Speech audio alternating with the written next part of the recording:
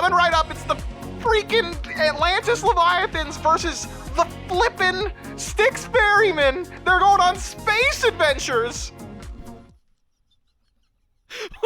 Welcome back to the SPL.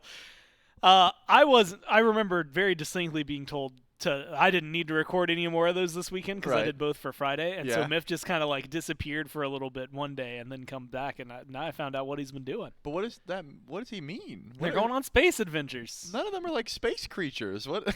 I don't understand. If all... anything, it's more like water adventures, right? Ferrymen on boats. What? Hold on. What is the deep sea if not space, but under the earth?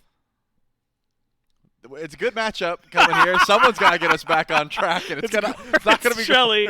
And it is going to be a good matchup coming up. Ferrymen and Leviathans are going to be closing out this week and take a peek see at the schedule. So you know what's been going on, what's been going down. A lot of 3-0s this week, except for one set yesterday, 3-2 in favor of the Dragons, but games 3 and 4 slipped away from them before they were able to close it out there in game 5. We just saw the Kings take down the Ravens 3-0.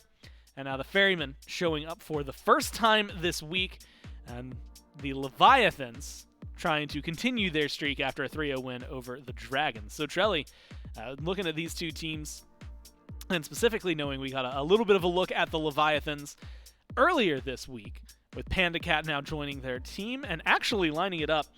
If it weren't for pesky Finoke, it would have been a line of 8 years on there, which would have been absolutely insane. But long-term players, veteranship exists over there. But if you're looking for numbers that are going to match up again, you've got Sino, who's at 5, but then Baskin at 6, 8, 9 years coming in from the rest of the team. A lot of experience on the Ferrymen, plus our first look at them since we saw them during the kickoff. I love the flags as well. This is just such a cool graphic, man. Shouts out. Man, this is – I just wanted to admire it for a bit. And also, just think about how long these guys have been playing at the highest level. It is really just interesting stuff. I'm glad that we actually have a way to track these things now, and everyone can see. Hold up. You telling me Aurora and Cyclone have been playing for 9 years? You're telling me Paul's Canadian? Both very pertinent pieces of information. Yeah, absolutely. Like things that you never would have known otherwise.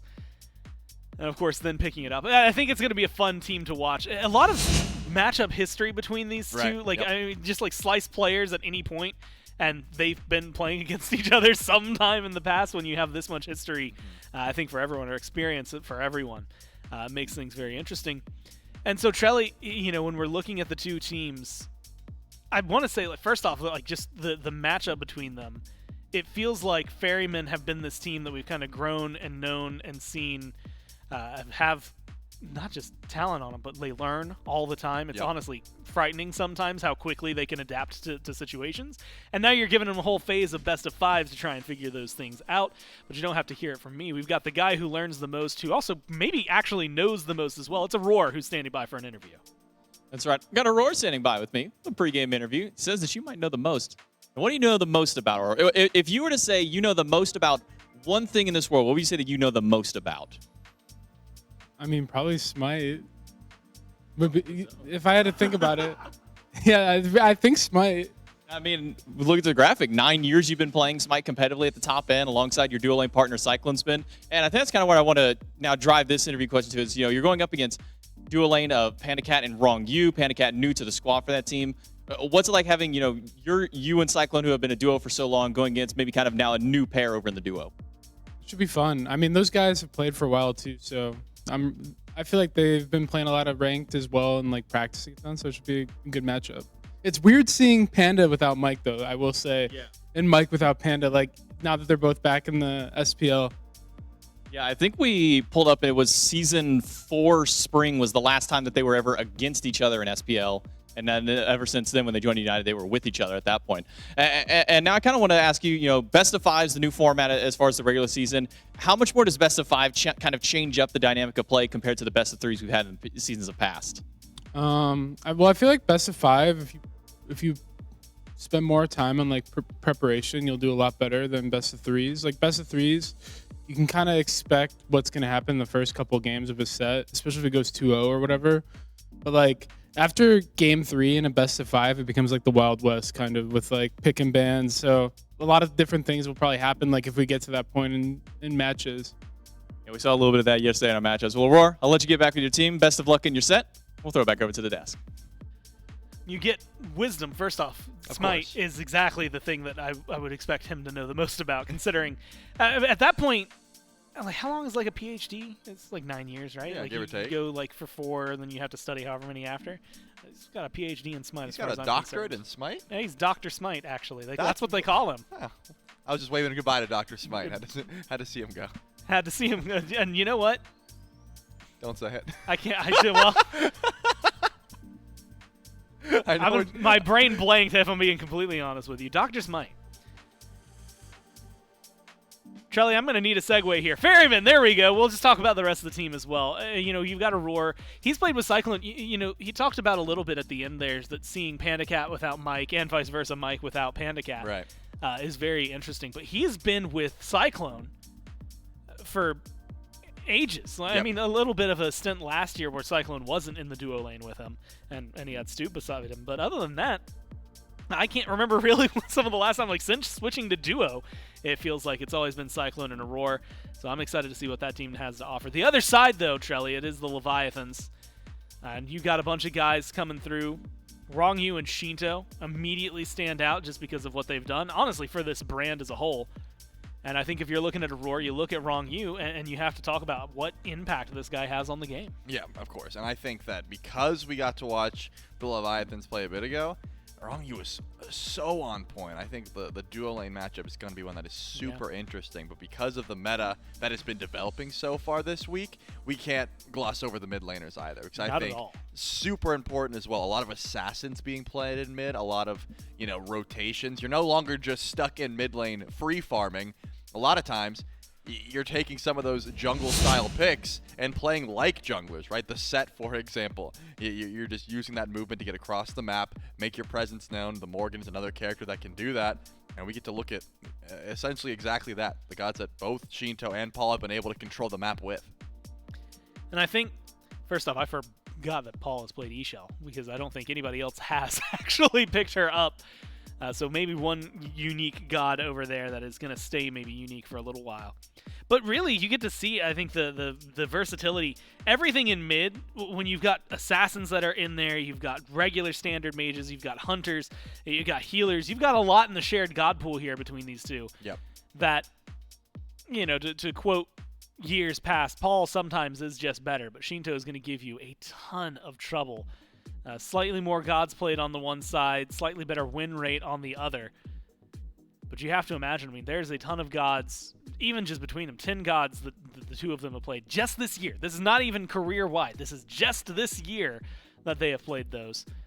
Which is also why it makes things like the Ull and the Eshell maybe stand out. Of course, Eshell, I guess, unavailable any other year, but really showcases, I think, the versatility these two mid laners bring to their teams. Right, and I think as far as, again, we have to talk about how the meta has shifted since, you know, we last saw these teams play. At the moment, again, we're leaning more towards things like the Pele, for example, that has been so impactful in the mid lane. We're leaning towards things, you know, like the Morgan Le Fay, which has been coming up as a good defensive tool to some of those assassins. Those are the kind of things that we have to talk about being at the top of the picks and bans because they're so impactful.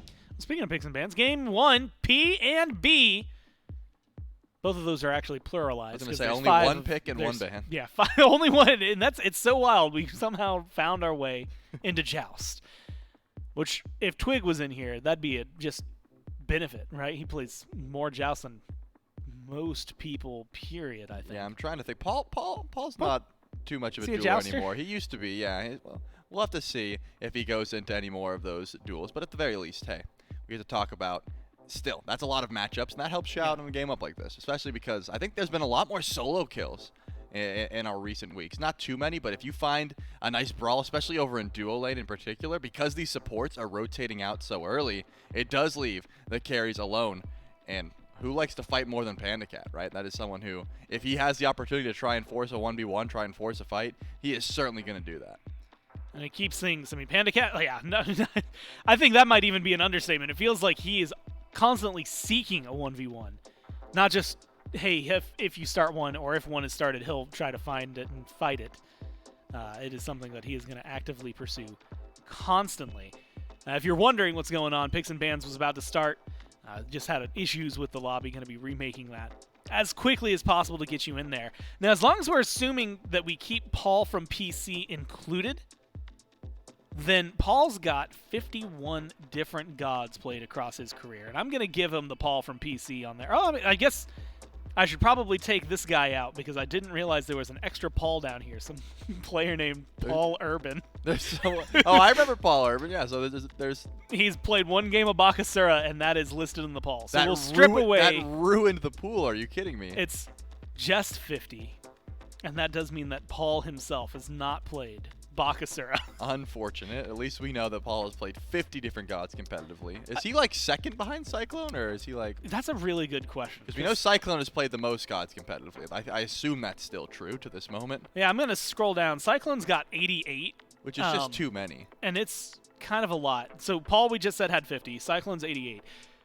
Who do you think would be in that conversation? I'm going to try Baskin. I mean, Sod hasn't been playing enough. Yeah, Baskin, double roll. You got to think with the rolls. Like Yarkor, Baskin come to mind as well.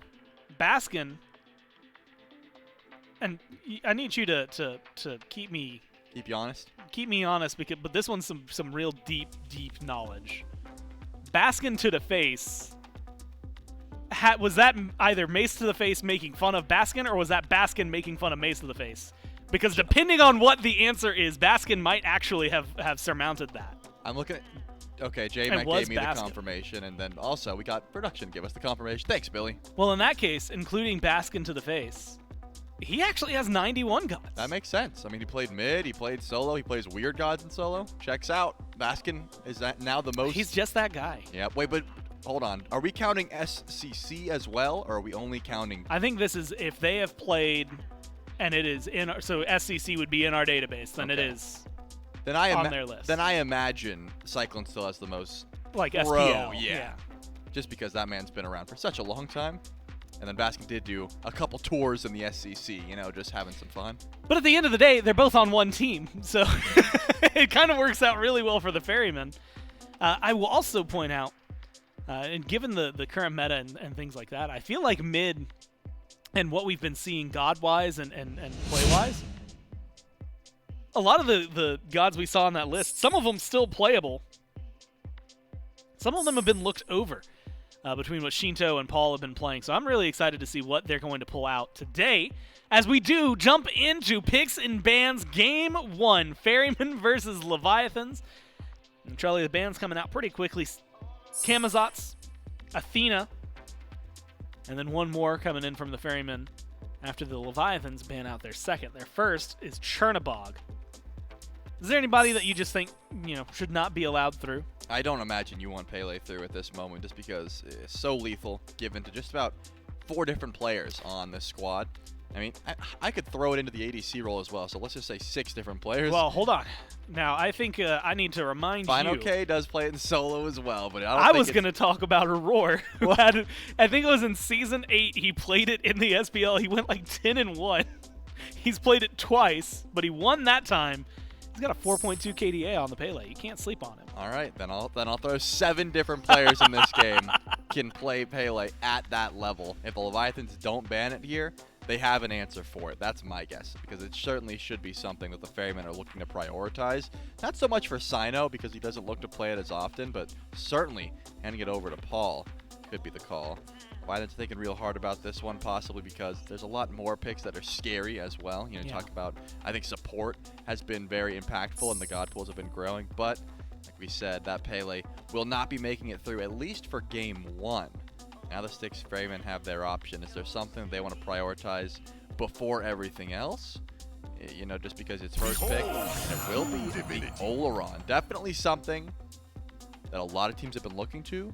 The ult, extremely impactful. Oleron himself, if you're not including the ult, just another ADC, right? He's going to be sticking by, he's going to farm. But when you make sure you fight with that ult available, that's when things change. And we saw, even this last game of the last set, despite the loss, the Oleron kind of had a lot of magical moments that were causing trouble for the Kings, keeping the game prolonged. Also mentioning, you had called out the Pele, the Raijin got banned by the Leviathans. Freya was the last one from the Ferrymen.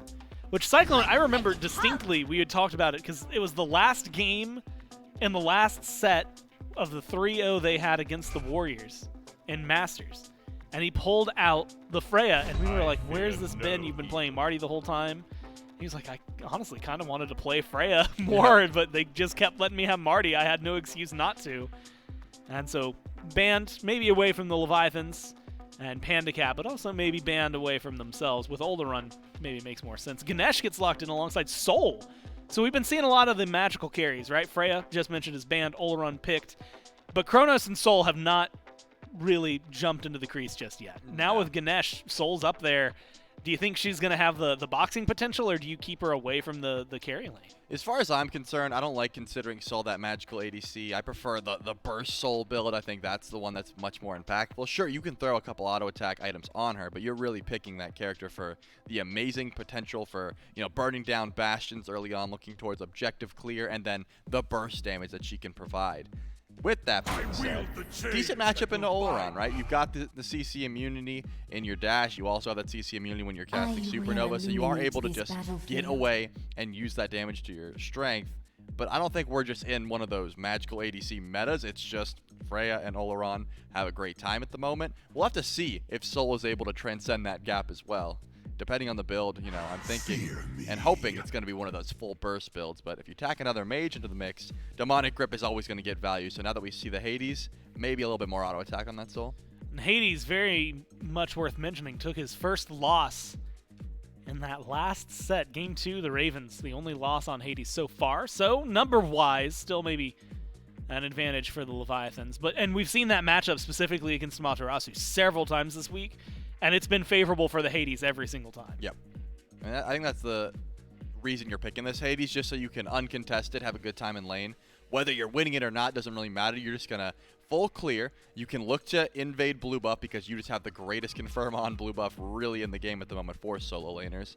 And then also, you're not too worried about ganks, assuming that you're always sustained up. You have that extra lifesteal or just the healing that Hades naturally has baked into the kit. But if against the Amaterasu, it's still a pretty sleeper lane in comparison, right? You're just full clearing the wave, walk away. That's kind of the idea. Not too scrappy unless the junglers start to get involved, which, considering how many picks we've seen so far, I'm going to assume the junglers have not been locked in yet. Well, and if they have, we have some really interesting conversations on our way. Ares was locked in for the Ferrymen, which is something to potentially touch on, but for now, bans as we catch up in the second phase. Op Wash gets banned out, something Basket has been going to, whether it was success or not, hell or high water, he's been locking it in. And so something that seems absolutely insane if you have not been paying attention or watching the Ferryman sets very specifically. But if you have, then maybe you understand a little more. Hebo, who, look, you're talking about Paul on the other side, that's always got to get banned. Marty, who we have not seen too often after his nerfs, as well as Set, who we have seen just a couple times scattered throughout this week, banned away from the Ferrymen. And so, outside of one that I would attribute to Basket, 3 bans that cover both Shinto and Paul. I mean, the fact that the Outwash even got banned tells you the 6 Ferrymen, or I guess in this case the Leviathans, might be assuming the Ferrymen haven't quite figured out if that Amaterasu is going to solo, right? I mean, that'd be the reason that you don't want to face the Outwash. Paul's not taking it, so could be the Amaterasu in the jungle, or I guess at this point we'll have to see how that goes, because the Thor gets locked in, has a decent matchup into Olderun. That CC immune ult, just being able to try and 100-0 before he can get off Sanctified Field is always a good look. Pretty much anyone that can pull beads from Olderun is going to be great in that last position, and Thor can do that from a great distance as well. Even just the wall should be enough. So Six Ferrymen got to tell us now, have you locked in your jungler yet or not? I'm going to lean towards no, just because I think the Amaterasu doesn't really get that much value. The Olderun doesn't get that much value. Sino doesn't care too much about what I think, though, from what I've learned. This man picks whatever he wants, whatever he thinks is good, and at the moment the 6 Ferrymen are looking great, so can't really complain, right? I think that even though he's been going to some strange builds, the team gets their win, so that's all that matters. You have to remember, the beginning of the year, you want to go way, way, way, way, way back. We were talking, and the Ferrymen were saying that they just, were trying to figure out what meta that they were going to play, and we got a lot of, Surtur jungles, Nike jungles from Sino. And so, what meta is Sino playing is a question that I think will never cease to exist. And this time, it's going to be an Erlong Shin. It was only played once so far this week. Yep. did not win that game, but now it's got Morgan, it's got Amaterasu, Ares. I mean, you're talking beads burners for days on the side of the Ferrymen. I'm guessing that was the call, right? If you think about how Sino's been playing since he joined this team, it has been a lot of not full damage, a lot of tanky style junglers that can set up for the team, that can peel, that can initiate, and that is something Erlong and Ama can do. That's something, as we saw before, Oleron can do as well. So there is definitely a lot of setup to be had. I'm still not the biggest fan of the Erlong Shen. I've been very vocal about that. I think that it's just not in a great spot to be that hard carry jungler, which a lot of teams need. But the Styx Ferrymen have never needed a hard carry jungler, if I'm honest. I mean, there was at one point at Worlds where he picked the Thanatos and was able to fill that role, but more often than not, it is peel and setup. That's what they require from Sino, and that's what he delivers on. You're hoping for Cyclone and Paul to be able to hard carry the game away with the backup from, from Sino. And heck, even Baskin sometimes just takes the reins and absolutely destroys a lane. So I'm assuming we're going to see a sort of half tanky jungle out of Sino that is just going to be setting up and peeling for his team. Now, when we started this, and very specifically, instantly, Soul got locked in. I was asking you about, like, okay, Soul, Kronos, like, where are they if Oleron and Freya are up at the top? And the answer is nowhere, right?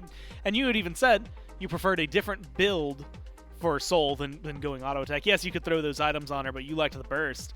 And so looking at this with the Artemis, I have to assume that the Artemis is going to Panda Cat, which means Soul in mid for Shinto.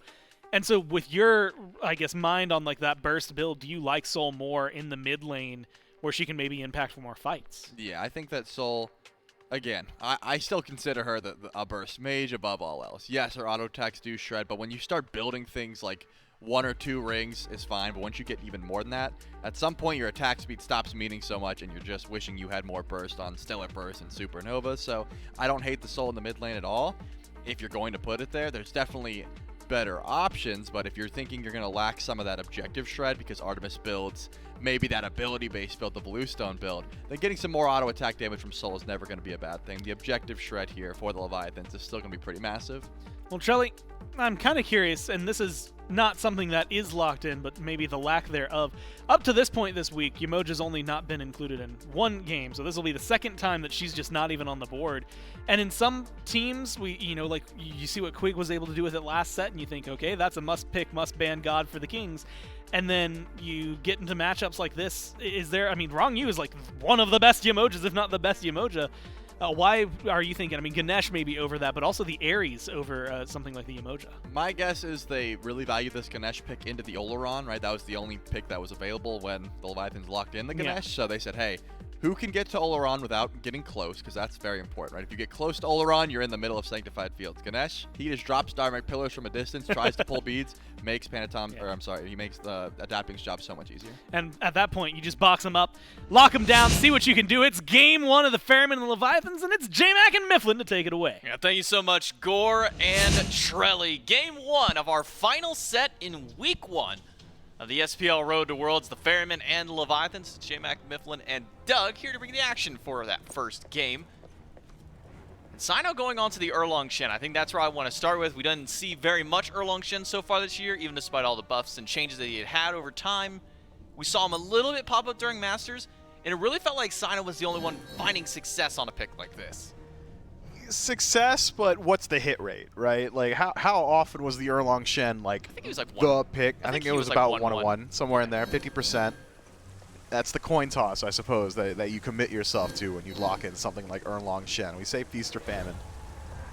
I would argue, globally, it is more often famine. That Erlong Shen has struggled to find his home in the meta as of recent. I tend to agree with Trelly. Not exactly the hyper carry that he used to be back when Mannequins was at the top of the meta, but still certainly a strong initiator, has really good early game, should be able to help out a good deal around those objective burns too. Just having a dedicated auto attacker out of the jungle should open the door to things like Gold Furies and Pyromancers, and you can see it even further compounded in the composition from the Styx Ferrymen with that new change to bolster defense, giving over a little bit more burn potential there as well.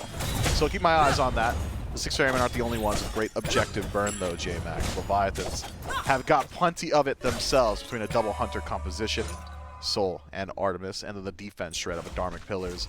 Feels like this could be a game that really is dictated by positioning and macro play. Either one of these two teams, given brief opportunities, could just vanish an objective from the map. Yeah, and Sino both taking some good poke here in the mid lane.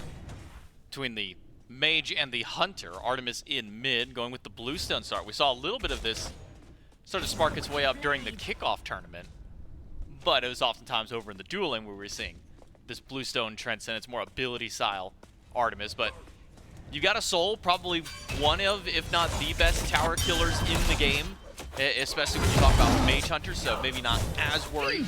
Especially in the early game. Yeah, especially if you're not super worried about going for, tower structure in that case as the Artemis, so gives you into almost a more mage-like style of Artemis to play given the composition he's around. And this is what I thought we would see a little bit more of back in kickoff when we had seen the ability style Artemis build really flourishing. I believe it was Cyclone Spin that was playing it most often. The poke potential that build allows you is ridiculous, especially if you get lucky with the jungle mask. If you get the blue mask, you get all the CDR available, suppress the insolent, just goes absolutely crazy. You essentially have it on a 7 to 8 second cooldown, level 6 onward, which means you are constantly applying poke. You've got pretty decent ability to clear the wave. Your PvP potential is really high, and you're relatively survivable. The mid lane being so much shorter than the long lane actually is a boon for Artemis, thanks to the additional movement speed from Vengeful Assault as well as the CC immunity from Caledonian Boar. It really is difficult to shut her down, so long as some of those resources are available. Morgan Le Fay, though, I think, maybe uniquely suited for this lane matchup in that she is also a poke god, really good at just throwing that damage from range, but her range just happens to be a little bit further than Artemis's. I'm honestly surprised we haven't seen more Morgan Le Fay. Some of the items that really make her work well, especially for a while when the tablet build was kind of coming back. Really easy to stack up that item with her and just constantly be able to apply that true damage poke. Tablet, not so much in the meta now. Maybe a little bit of Book of Thoth at these points to kind of poke up through, but I'm surprised we haven't seen her as much. But maybe now with the addition of this cooldown mask, allowing her to get maybe a bit more access. Speaking of the mask, I believe the first one that actually went down was that red totem, so not going to be any cooldown afforded to anybody just yet. A little bit of extra lifesteal never hurts, but this early in the game, you're getting what, maybe a couple like of ticks, like 3 HP. 3 maybe. HP. Not too much so far. Yeah, no, not a massive deal at the early game. So unlucky draw for both sides of the map this time around. I think the reason we haven't seen Morgan Le Fay as much, I mean, seems like today she really has had a resurgence, but throughout the last few weeks or the last month or so, is because of the prevalence of assassin mids, as well as the advent of Raijin meta. Feels like Raijin has just pretty decent ability to run people down, and Morgan Le Fay doesn't really have the best self-peel throughout the early game, so maybe some matchups haven't been quite as favored towards her. That said, I've been impressed so far by the damage output of this god, the utility, and the late game survivability. Certainly ridiculous. Dragonflight, still one of the best self-peel tools in the game. I'll call it unreactable CC every single time because it is. You have to predict it or you get afflicted by the knockup. And no matter how much CC immunity you have available to you, can't do it while you're in the air. So a lot of potential there to self-peel, but counterplay on the other side from Leviathans. If you're worried about adapting in particular, and you should be, he's on his Thor, one of the most ubiquitous god player combos Smite has to offer. Well, Berserker's Barrage, all of a sudden, Dragonflight really doesn't do anything. Damage.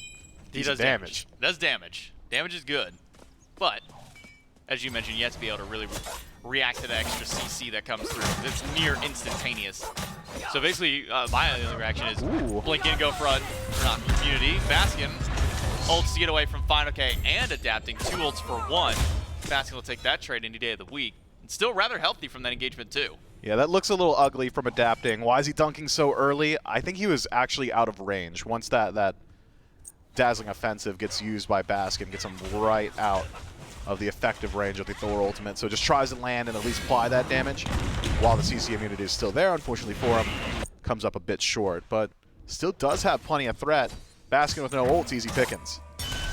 Wall would be great for them to cut off Baskin, but instead it's right inside the tower. Double tap. Oof. If that connects, might have been a kill, but Baskin able to sidestep away from that one. Survive.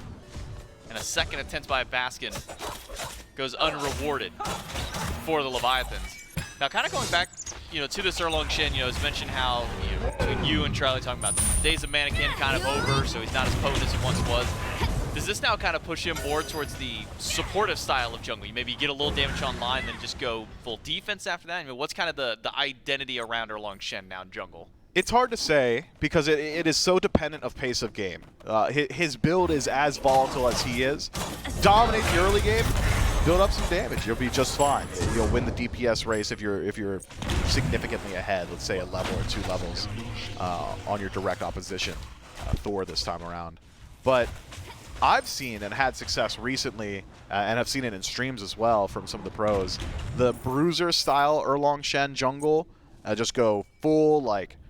Shield build, get yourself some magical defense as well, and make sure you slot in the kin size. Kin size is perhaps, in my opinion, the most valuable item Smite has to offer. 6% HP on every single auto attack on targets over 2200, excuse me. Just ridiculous. 1.5 on the low end. 1.5 on the low end. And then 6% Nobody's on the low top end. Well, except maybe like your mage, but Baskin, he's on the low end of Whoa. HP. Tapmans is from adapting. Spins not enough damage either. They got Oh, missed he hit the that. walls off Whoa. there. Tapman takes a tower shot. Baskin's pleading for any assistance he can get. Will stand Dude, switch no to the way. heal, but adapting has missed just about everything. A drop kill on Baskin. Adapting thought 3rd time's the charm, but didn't come up with anything this time once more. I am so unbelievably angry if I'm Baskin there. Imagine you're getting dove for like a full minute, and adapting feels so confident that nobody's nearby that he's standing between your towers just throwing hammers into it, like fishing for fish in a barrel or shooting for fish in a barrel. It's ridiculous. You'd expect someone to rotate over, try and peel out or at least punish adapting for positioning like that. Baskin, given a few more seconds, might have been able to do it on his own thanks to the sustain that Amaterasu has got. Unfortunately for him, not quite able to. And once more, coming up empty. It's been a lot of focus on the soul lane, not a whole lot of happening though. Duo lane. Roar walks up into the channeled silence of the Ganesh. And how much that he can do in that instance. Sit back, wait for it to maybe end, but I see Sino starting to posture towards the left side of the map. Purple buff is about to respawn. You might see a fight break out around this buff, especially if someone steps out of position. Wrong you and adapting nearby. Look at the rotation in from Shinto. He could find a cutoff path here. Tusky channeled immediately as Sino pops his beads, walks away. But how far is he able to go? Now the ultimate from Aurora is only going to pull in Wrong you. Sino dunked down on, but he gets the heal that he needs. Adapting's got to land the hammer, and he does. First blood to Leviathans, but it's immediately traded out with a kill for Cyclone Spin, taking out the support of Leviathans. Adapting pops the beads, thinking maybe that was a fierce sigil, but instead Paul's just putting out damage. Yeah, good damage output there from Paul. Drops adapting down to half. Should open the door for continued aggression. Roar and Paul of like mind, trying to vie for some sort of positioning around that green buff. Fortunately for Shinto, Juke's back, avoids that slow. Maybe you could have seen a bit more dive there had it connected. So 1-for-1 trade, where the Leviathans find themselves coming out on top. That's good stuff from adapting. Narrow margins to get that first blood bounty. But it hasn't put himself in the craziest position. Even at 1-0 as opposed to the 0-1 on Sino, there's parity in the jungle. Erlong Shen from even, not exactly ideal, but you can start to see him moving a little bit more so towards that bruiser style of build. So not even overly concerned in his damage output. It's more so about that initiation. I think my biggest question now is what happened in the duo lane. Cyclone's 2 levels up over Panicat. There's even an assist for Panicat there. I mean, sure, Cyclone did get 1 This kill happened. during that fight, but oh man, this Yeah, is you just love that. dirty. This is peak Smite Pro performance. You may not like it, As but good this as is it what gets. the pros are doing. Look how many extra gold stacks he's getting as well from just his Gilded sitting there, proccing up. I think he had like 5 different minions with that stack on it. And Cyclone's been just pulling ahead in the gold, pulling ahead in XP. Panicat, just want to get any level of farm he can. We'll finally make it back into lane, but at bare minimum, 2.5 levels, closer towards that 2 once this wave goes down to Panicat. Yeah, close. I mean, it's just about exactly 2 levels. Ticks to 9, I believe, off 5th minion there for Panicat, whereas Cyclone Spin clears wave and is already 11.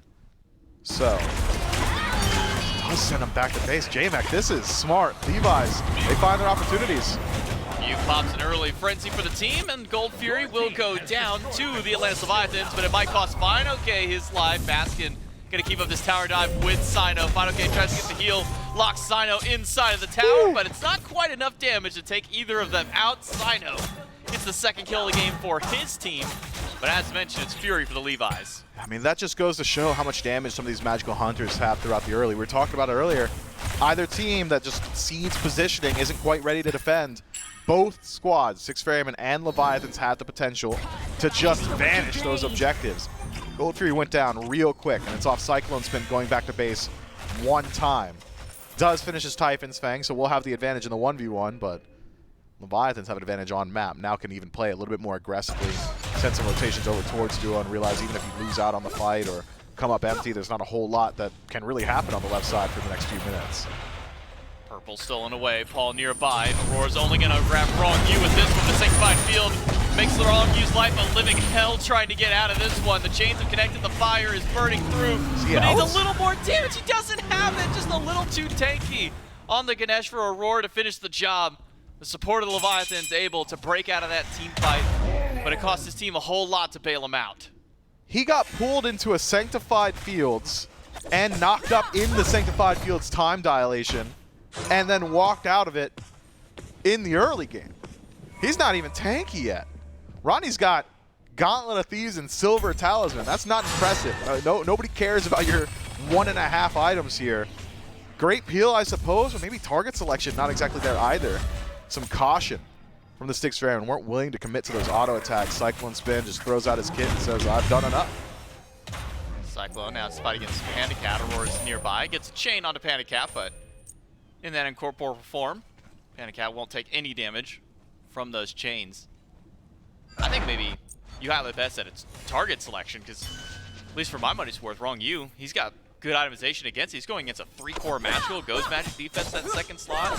Maybe that leads a little bit to it, but I mean, you've got Paul, he does a lot of damage still. Cyclone Spin with time dilation. He should have been dead. He should have died. He was in the middle of the Sanctified Field. But they let Aurora chase that one out with chains and fire.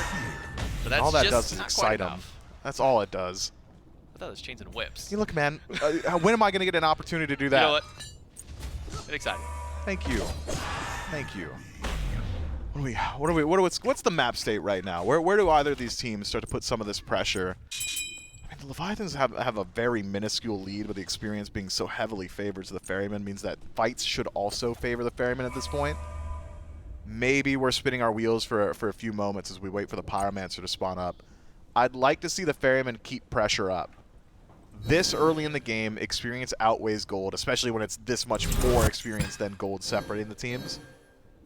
I'll be keeping my eyes on the duo lane in particular. When Cyclone Spin starts to make rotations, that'll be a massive indicator to us with the Six Ferrymen are confident in their ability to team fight. With Panda Cat catching up as much as he has, now no longer 2 entire levels, now closer to just about 1, some of that advantage has been mitigated a bit. But what Soul brings to a team fight is so much less than what Olaron brings that I think it would still be worthwhile for the Ferrymen to go ahead and start forcing some of those engagements. Cyclone Spin beats not available Aegis there, and an ultimate to turn back and fight once more with the chains from Aurora. He'll go through. How many can he pull back with it? It's both of them, but adapting ends up body blocking the orb shot instead. So Aurora will walk up and see if he can get the job done by himself. Wrong U there with the silence. Said Aurora is not going to be able to catch up to the team. Misses the chain on Wrong U. And even though Cyclone nearly died there, he lives out, nearly turns that fight back around. But nobody dies this time. Yeah, great head on the shoulders of adapting there, realizing, hey, you go ahead. No escape me. Doesn't matter.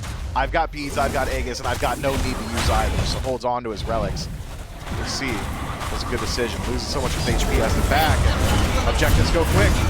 Wrong U doesn't steal that one. In fact, uses Dark Pillars to try and steal that one away. Comes up empty-handed.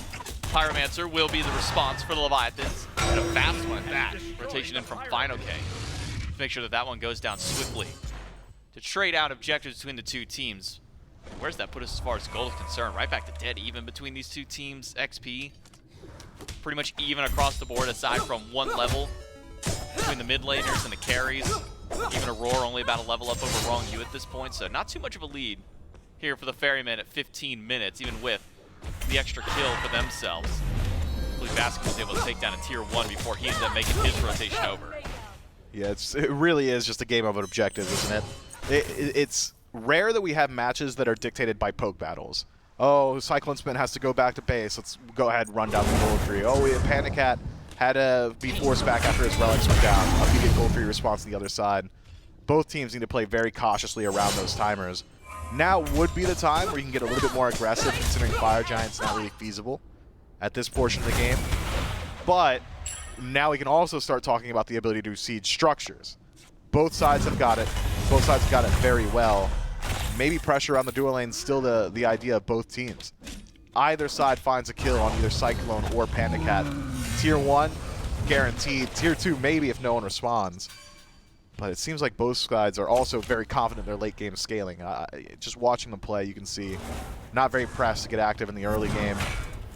Not a whole lot of onus on either side. I feel like it is largely even come late game 2. So both teams playing with confidence, but it's hard to say that one team's really favored.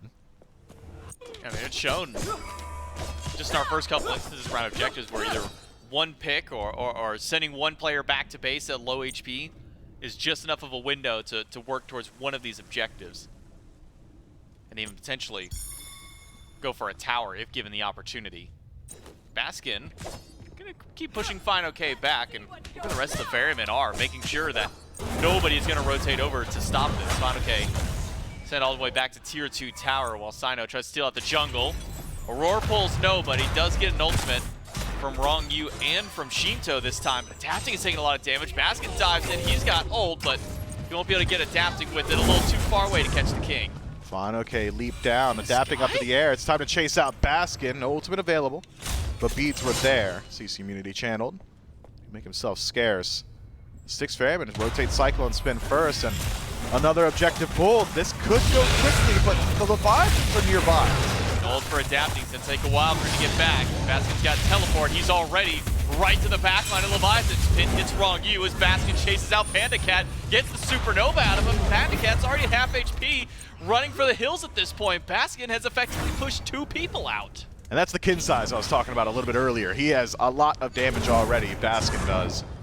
Already making contact with some of those frontliners, clearly winning out on that trade, and any bit of HP lost on Baskin will be resustained very quickly, either from Cyclone Spin or Baskin himself. Tier 1 mid tower, an easy knockdown. No defense from the Leviathans, who are losing out in this war of attrition. Leviathans, very low HP. Surprised to see the Styx Ferrymen not just move it immediately back towards that Fire Giant. Clearly they had pretty decent damage output on it for maybe 3 seconds, drop it to about 10%. Excuse me, drop it by 10%. But instead, a reset back to neutral. Just a poke and a prod, knock at the door, see if there was a defense ready, and the Leviathans were ready. Now I might have to have you keep me honest here if you know the answer on this one. Do you remember if Aurora went meditation or beads first? I want to say he went meditation first because that's just been the start. We just saw the healing done. Sharp pip pulled up there by Doug. He's at none. That meditation has not been used. Had to have been beads if that's the case. No, the only healing that's been done is by Final Cave by way of his third ability. And from Cyclone Spin, but now the Leviathans, they're quick on the trigger. They're going to go right to the fire, but Sino is nearby. Aurora on the way as well. Now level 15 gets the ultimate away from Shinto. The taunt pulls him back in. Sino forced the turtle out instantly and Adapting. Whiffs the ultimate, doesn't find anybody. Now Final gets him locked down 2 with his own. Gets Baskin back away this time. Sino's just taking the rest of the Leviathans on a wild goose chase at this point. Not sure if Adapting can even fully catch him this time. Wall will slow things down, but the McForm will get a little bit of extra gap distance for Sino. Now it's Shinto joining in. This is just, can you even attempt to catch him at this point? A pin onto Adapting, the slow miss from Shinto, and Sino should be out now. Yeah, that's an easy escape. Six Ferrymen realizing the 2 members on the left side maybe could have tried to force a fight a little bit harder around that Fire Giant, around the center of the map. Instead, content to allow Sino to Benny Hill his way all the way around the battleground of the gods. Completely isolated, makes himself safe regardless. I'm liking how Sino has been approaching these last few fights. Seems like he realizes he's not going to have too many opportunities to actually just stick to his target throughout those auto attacks. Haven't seen a whole lot of damage from him, but he has been very willing to just walk up, go immediately into the 9 turns blessing, create a little bit of disruption, and then run around that back line and eat up those resources. I mean, even in just distracting the Leviathans, there is significant value in that. Leviathans back to fire once more. Adapting clears out the ward. Another one's not nearby is Sino. He's all the way on the left side of the map. He's going to come down to the rest of the Ferrymen to stop It's this a commit. one. Dharmic Pillars expended this time, but Cyclone drops down the ultimate of his own. Can they get the damage out there? The Fire Giant is stolen away by the Ferrymen. And Aurora's got 3 chained up, 3 pulled back. And where's the follow-up damage? It's all from Cyclone and Paul. Final K is nearly down and falls to the double kill of Cyclone Spin. 3 traded out. And the Leviathans now on the run. Leviathans had a little bit too much confidence in their actual ability to secure the objective. Once you drop Dharmic Pillars, you don't have any team fight left, you don't have any field left. You just gotta grab it. And the 6 Ferrymen make short work of them. Everybody playing inside of the Sanctified Fields. Nobody zoning Cyclone Spin. The Ferrymen have got plenty of time to play with here. Sino, See ya. massive taunt to Panda Cat. That pulls him away. No beats to the Artemis means no life for him right after. Mid lane Phoenix falls swiftly to the Styx Ferryman. Cyclone Spin will solo out the tier 2 tower on right. Team will join him up, and it's now a 3 versus 5 over at this Phoenix. It's not even 3 because Adapting is all the way to the left. Final K just now respawning back.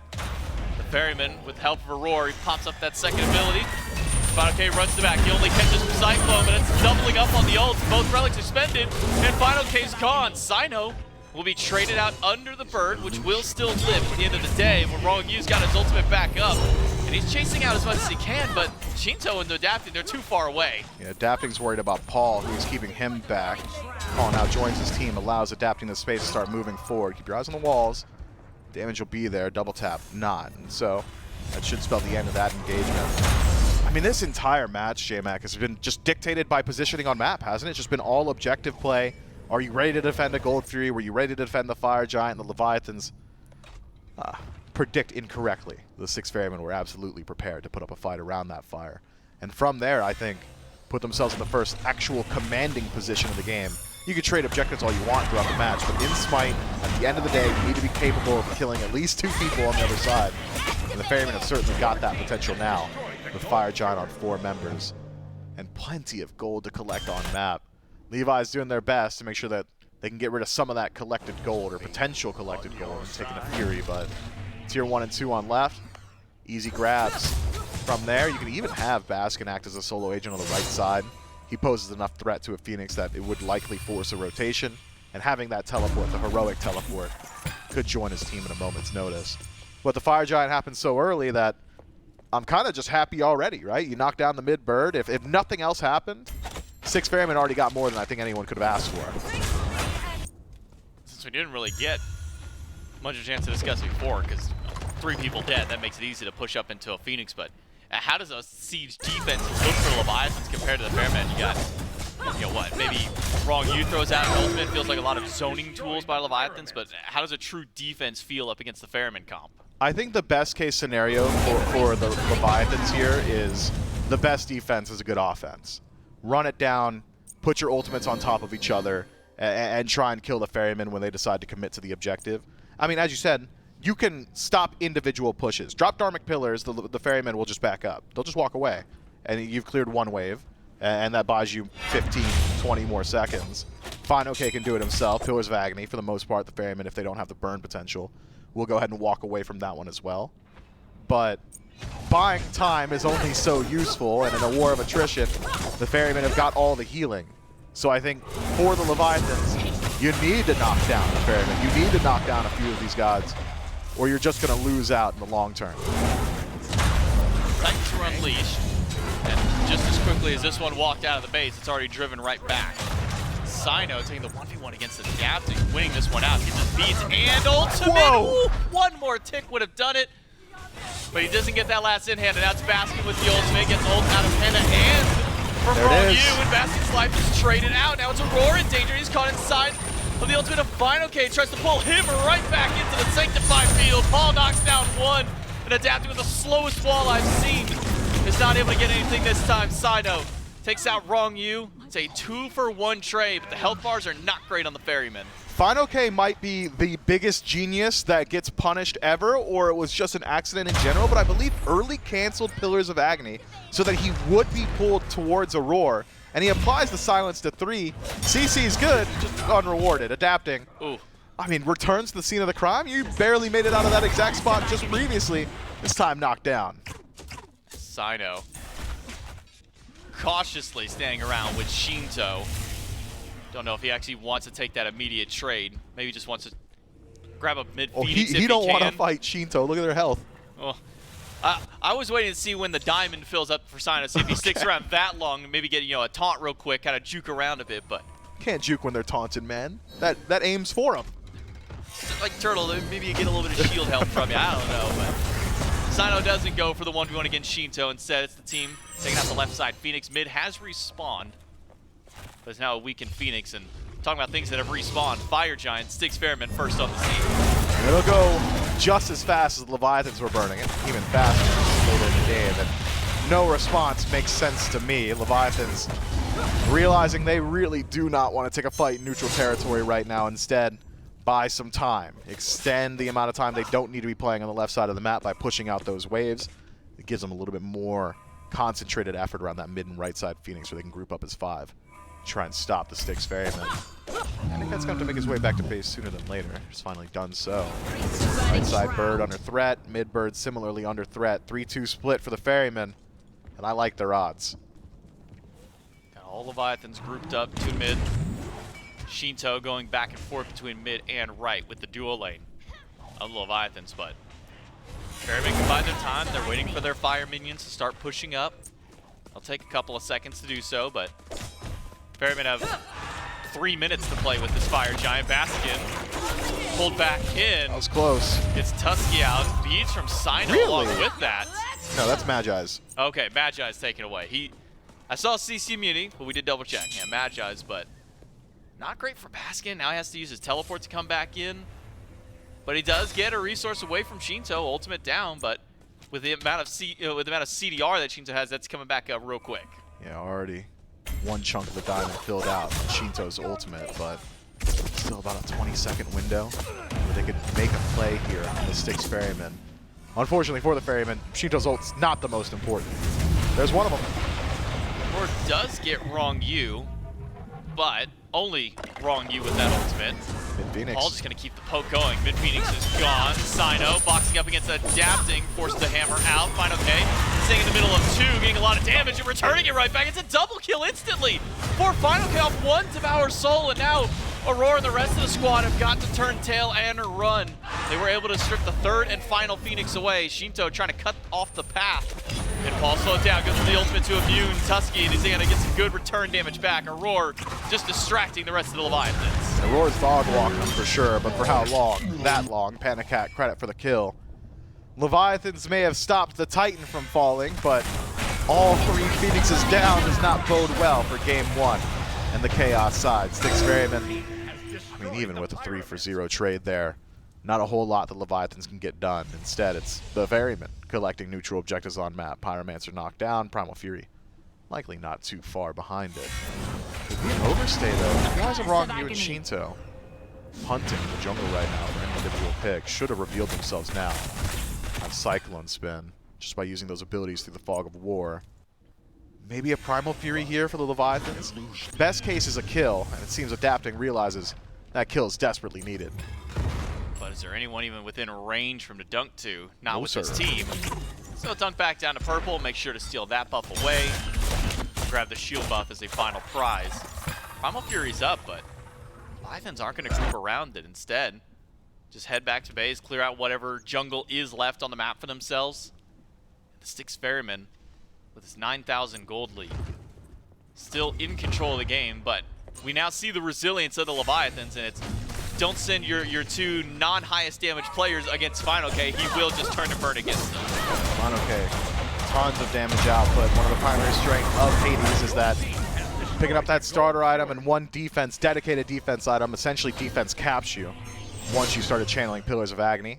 So build damage for the rest of it, and you hit hard, and you don't get hit hard.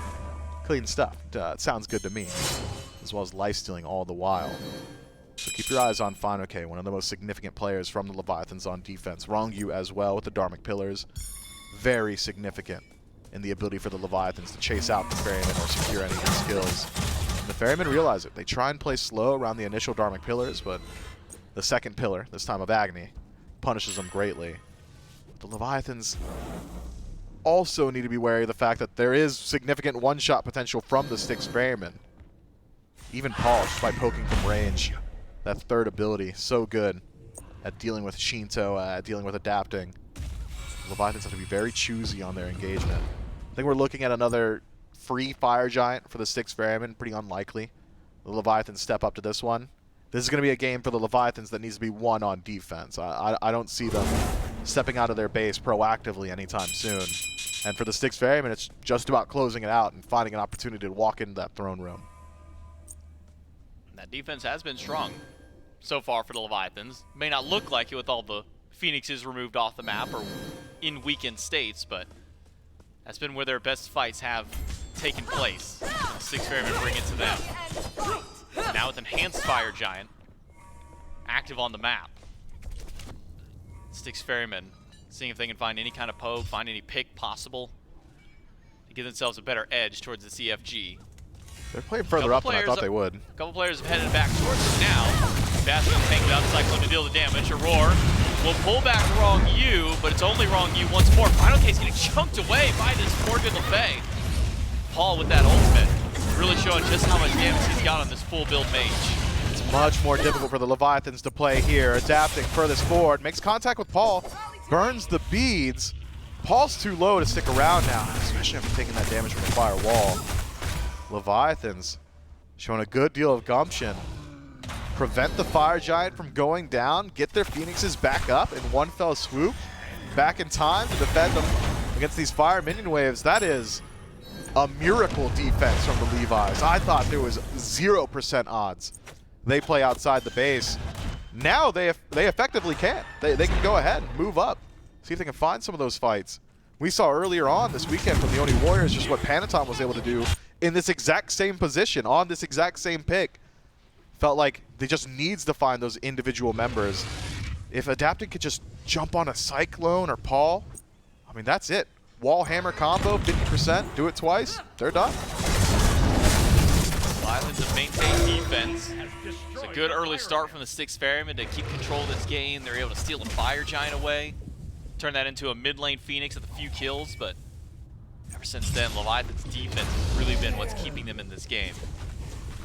Wrong U on this Ganesh, throwing out those Dharmic Pillars. Anytime that Aurora walks up, Dharmic Pillars is the response.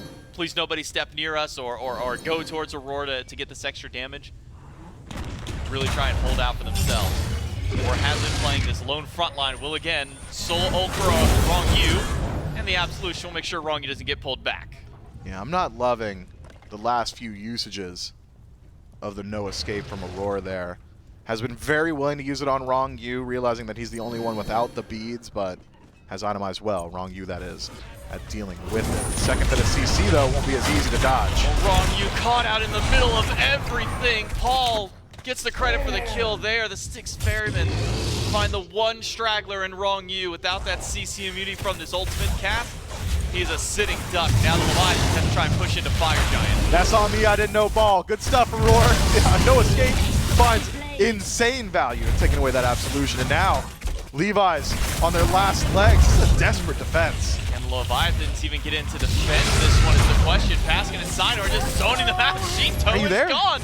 The Leviathans have got to run from this one. Fire Giant was reset for a moment, but the Ferrymen go right back to it, take this enhanced Fire Giant, and be happy that there are two Leviathans off the map for the time being. That is a weird middle ground the Leviathans are playing there, where it's, well, do we still want to defend 4v5? Why is Shinto the furthest one forward?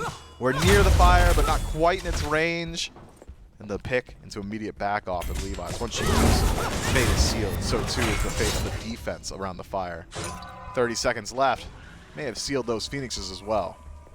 Lane Phoenix started up by the Ferrymen. Leviathans are so far back on this. Aurora, once again, goes for Wrong U. Gets another Absolution proc. So Wrong U will not be yanked back, but does lose out on his ultimate in trade. Mid Phoenix down, the Ferrymen head over right. Final K looking for a line into the middle of everybody. Aurora stunned out, double tap. Does a decent bit of damage, but not nearly enough to slow them down. Ooh. Leviathans now have to give up 2 Phoenixes. I thought for a moment maybe Fine goes to the hero play, 5 stacked with a Ferryman, silence and ultimate. Maybe find some value there. Instead, though, with his teammates scattered around the base, didn't want to take his odds in the 1v5, and I can't blame him. 6 Ferrymen slowly working their way around the map. We'll go ahead and grab every single advantage that they can possibly get. Worth noting that the Fire Giant timer has extended since phase 1. Now a little bit longer means that they have more time to play with. So grabbing an Oni Fury doesn't hurt their odds too much. It's a very safe back though. 6 Ferrymen do not want to fumble this game 1. But at what point does caution turn into perhaps over caution, into cowardice and a trepidation?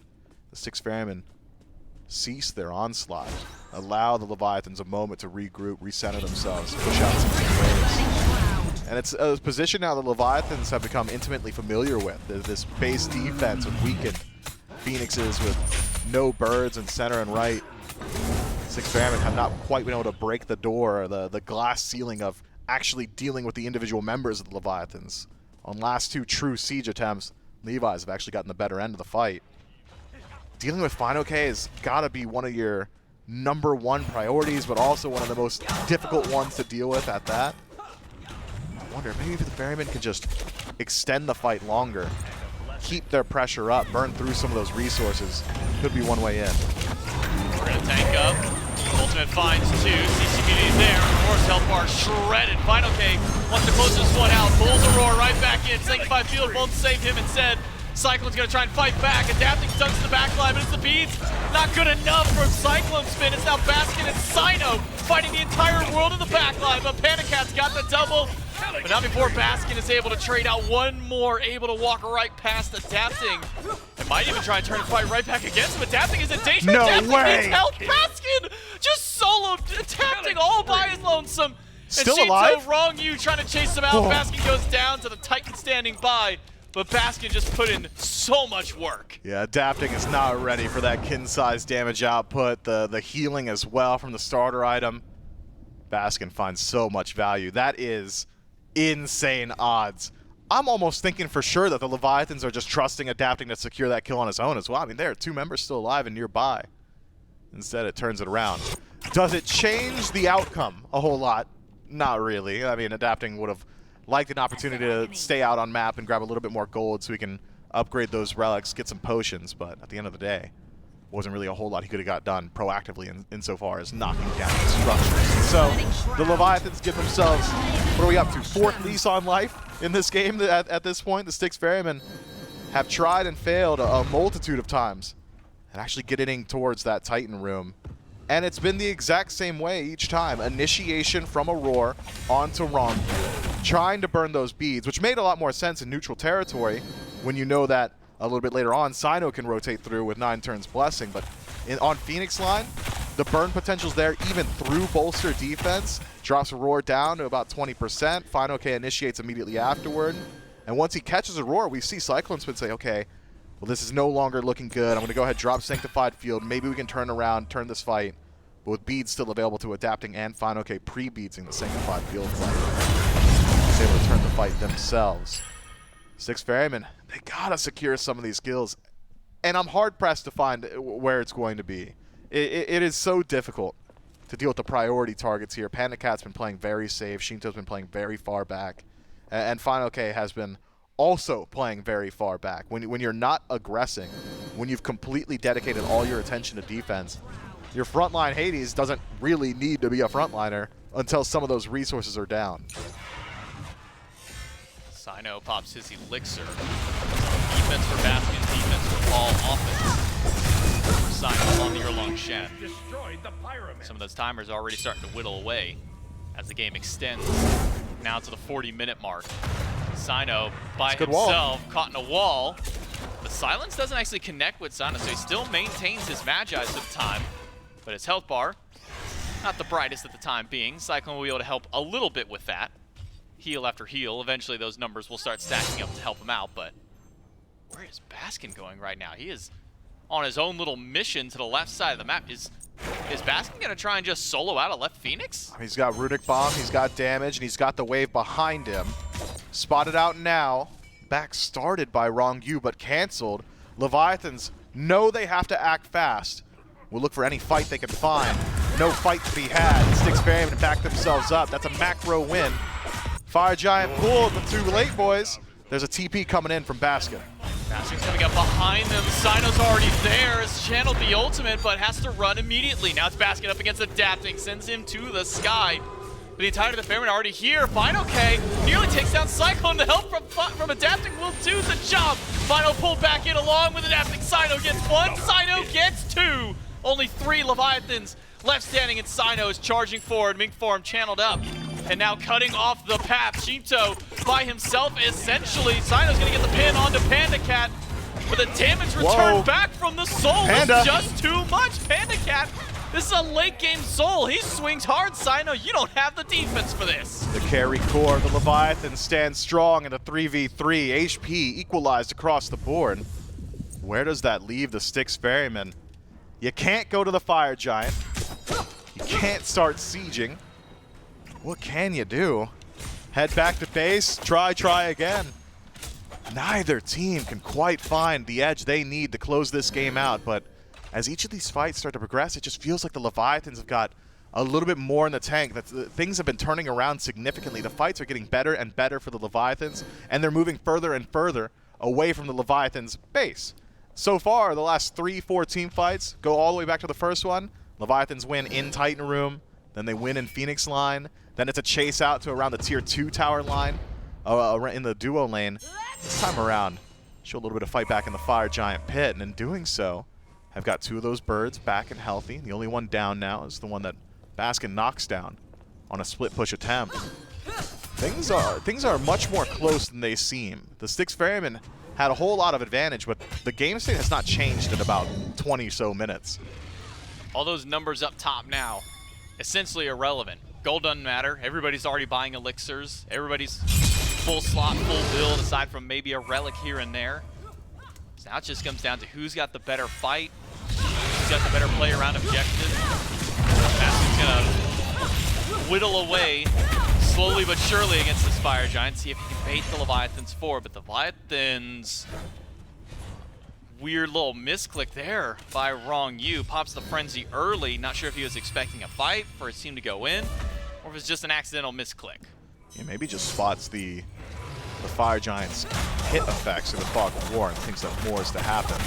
Now's the time, though. Fire Giant's going quick. His commitment from the Styx Ferrymen, I'm not sure if it's true. Leviathans are going to try and get in there. Let's take a listen into Leviathans and see if they can hold out this Fire Giant.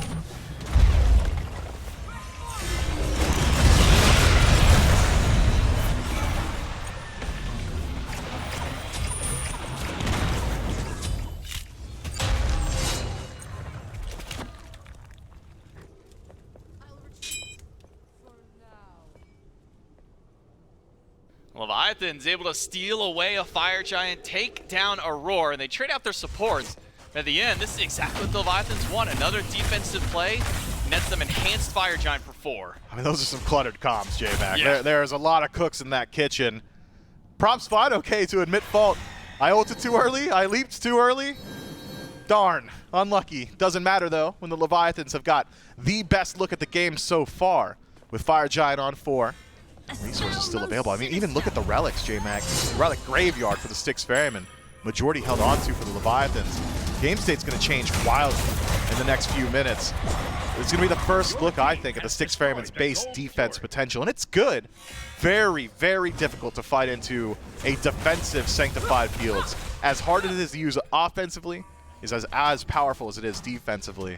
Good luck to the Leviathans walking through it. Only difference is you can go ahead and force that resource and then back yourselves out relatively easily.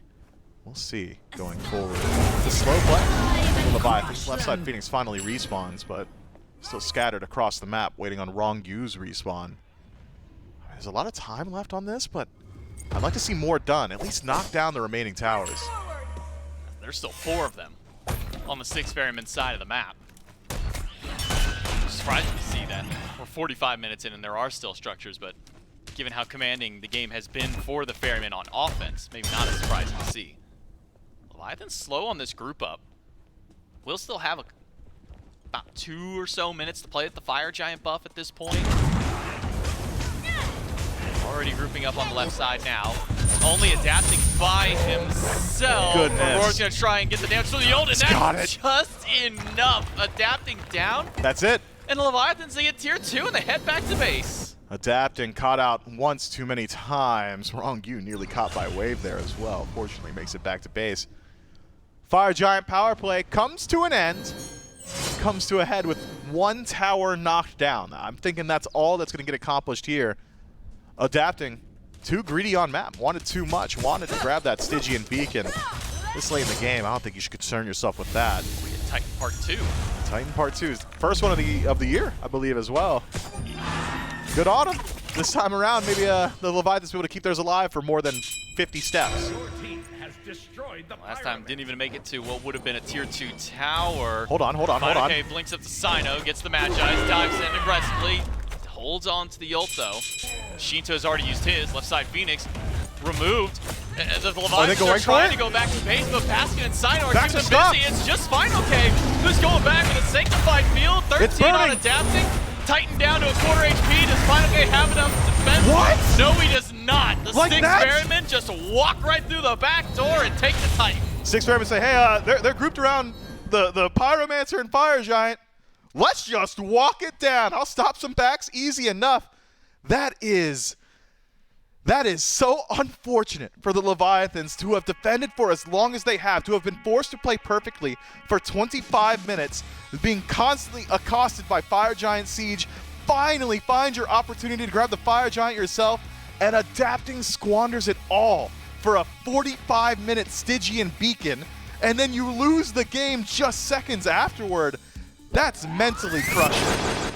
And the thing about that is that's also another round of narrow margins because they got the second Titan. That's a 30-second window from when Beacon capped to Titan goes to Titan unleashes. Insane. That's how small of a window the Ferrymen had to play with, and they hit it right on the nail. I mean, that is absolutely insane. And that's the type of shot calling that we associate with teams with Cyclone Spin and Aurora. This is how they've been playing for 9-10 years now. You got to be prepared for it, but how could you be? Can't prep for something like that. The six Ferrymen able to walk this one through after nearly 50 minutes of brutal combat. They take down the Leviathans in game number 1. We'll see if they can repeat this and keep it going in game 2 right after this.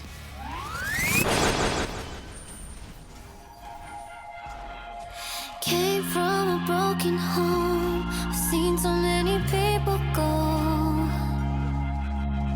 Learn to make it on my own. It's easier for me to be alone. So how are you? Keep cutting through. Claiming you're not like the other guys. And only if I could give you a chance. Show me that you mean it. Won't feel some type of way. If I could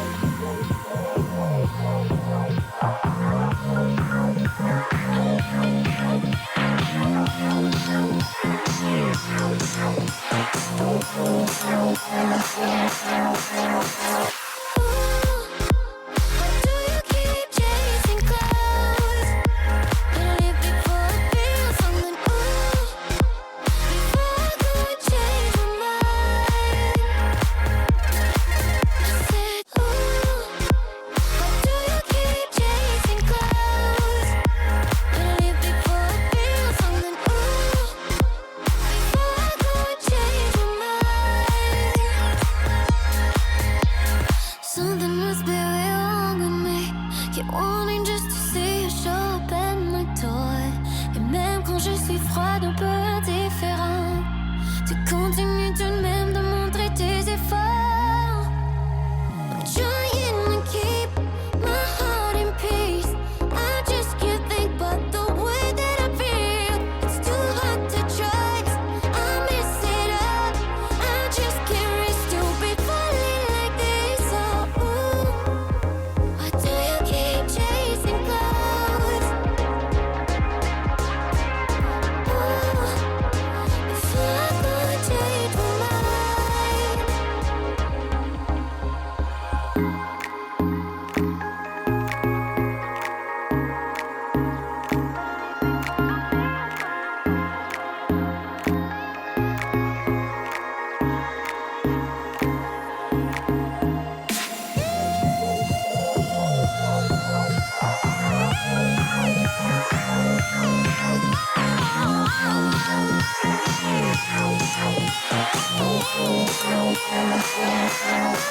I said, ooh, why do you keep chasing clouds?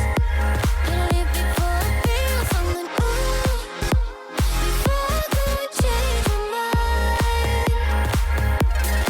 I said, ooh, why do you keep chasing clouds? Better leave before I feel something, ooh, before I could change my mind. I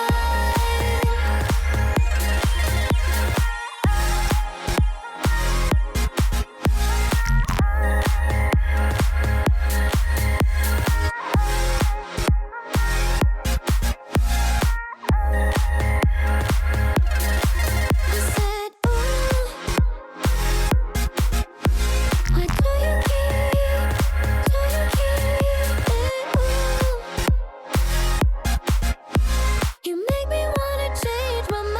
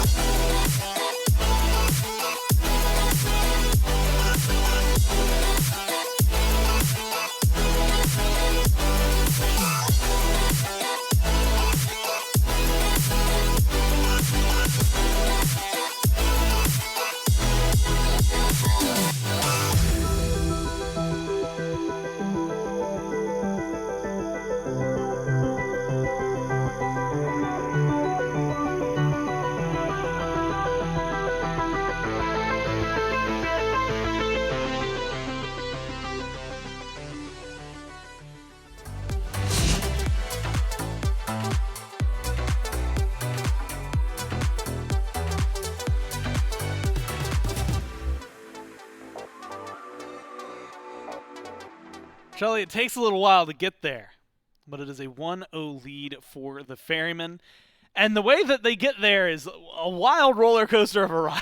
Yeah, I tend to agree. It was a very dominant performance from the Ferrymen for a solid 40 minutes or so. They kept consistently getting there, and you know, sometimes you just gotta take the backdoor approach. And you know what? When you take the backdoor approach, you're coming in, you're feeling comfortable, and if you're looking at the Ferrymen, looking to try and feel comfortable yourself, I've got great news for you. You can do so going to shop.highresstudios.com/SBL, shop.smiteproleague.com. You can just go to smiteproleague.com, click on the shop button there. It's all going to take you to the same place, and that's where the beautiful merchandise over by our friends at Skulls has been made and put together, whether it's going to be, in this case, jerseys, hoodies, t-shirts.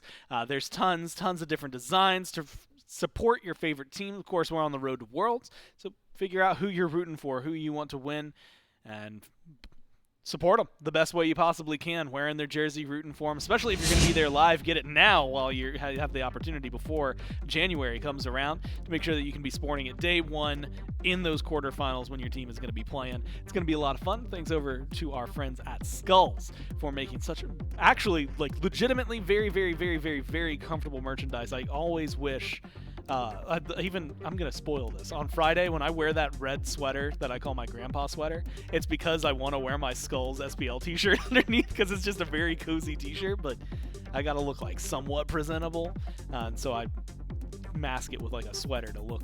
You just leaked your sweater tech. Yeah. That's why if Gore's ever wearing a sweater, it's because he's wearing comfy, cozy skulls. And trust me, you're gonna see it a lot. Like that's like I've got it kind of planned right now. That might just be my Friday fit. It might just be very consistent throughout the phase. Saturday, Sunday, we'll workshop some things. Speaking of workshops and things, that's what the Leviathans maybe need to do here because that one. Man, Charlie, it's hard to choose a single moment. I guess the real moment they lose is when the Ferrymen kind of realize, wait a minute, we can just like kill the Titan and win. But there are a lot of moments where it's like, okay, Ferrymen ahead. They've got the gold lead. They've been playing better. They've got everything. Okay, now 4 of them are dead, but they managed to kill 3 on the other side, so the Leviathans can't even do anything with that fight. Yeah, it was, and again, to be clear, I don't think the Ferrymen are too happy with this game either because it was most certainly... It was looking like a 30-minute dub for the Ferrymen if they just got their siege done. They were able to break the base. They got 3 Phoenixes down at a point. They got 2 Phoenixes down. They reset, got 2 Phoenixes down. It was just so back and forth because the Leviathans, I guess, just found their strength in defense, right? Underneath their Phoenixes, they were able to keep the game alive. They just were not able to translate that into a push of their own. It just took too long. And this play was disgusting. The fact that Baskin actually turns on adapting here was ridiculous. I cannot believe the damage that this Amma was putting out. And that's the second time that Baskin really styled on adapting. First being underneath that tier 1 tower at like level 4 or something. I forget exactly when it was, but it was very early days where Baskin juked like 3 different hammers, 2 double taps, and made sure to survive underneath this tower. But still, I mean, look at the goal differential. 40 minutes in, this should be an end call for the Ferrymen, but they weren't ending at this point. It just took such a long time to truthfully find their kill, and Aurora just dragging Adapting back down with that ultimate. Just too clean. And that was really the play that ended up throwing the game, right? Adapting gets picked. The Ferrymen say, hey, let's group up and push left. The rest of the Leviathans say, hey, we've got EFG. Let's push forward. Let's fight. The Ferrymen said, no, we don't care about fighting. We're just going to kill your Titan. KDAs don't necessarily have anyone that stands out. Baskins maybe because of the fact that the kills he got and the deaths he, I guess, didn't receive. And some of those moments were just absolutely flashy. Damage numbers should be high, are high at least for a few of these. 48,000 damage for Shinto out of mid. And that was something I will admit, I kind of assumed, okay, well, if we're going for Soul, you had said burst build. My brain's thinking, Panda Cat's been loving this Artemis.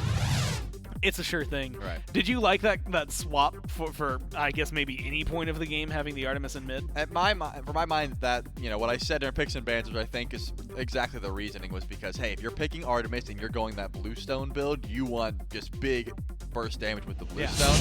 So who's shredding objectives? That's why you pick the Soul, right? You got an extra burn, you got extra auto attack damage, and you have the burst confirmation. So, you know, if Shinto felt more comfortable with that build, I can see why Panda Cat wanted to pick up the Soul. An impressive win, I think, for the Ferrymen. Ganesh actually first banned by the Leviathans, which goes to show, I mean, Ferrymen let it go, despite the fact that Aurora has gone on record talking about how much he likes the Ganesh right now. And just Ganesh, I guess, maybe in general, honestly. That's going to get banned along with the Oleron. And so the first pick from last game also off the board for the Leviathans. Camazotz banned out by the Ferrymen. And Shelly, it's approaching that area again. I mean, there's certain gods we've seen some teams favor over others, but with Oleron gone, and at that point Ganesh gone, what are you starting to lean on if you're thinking Leviathans need a first pick and they need to change things up?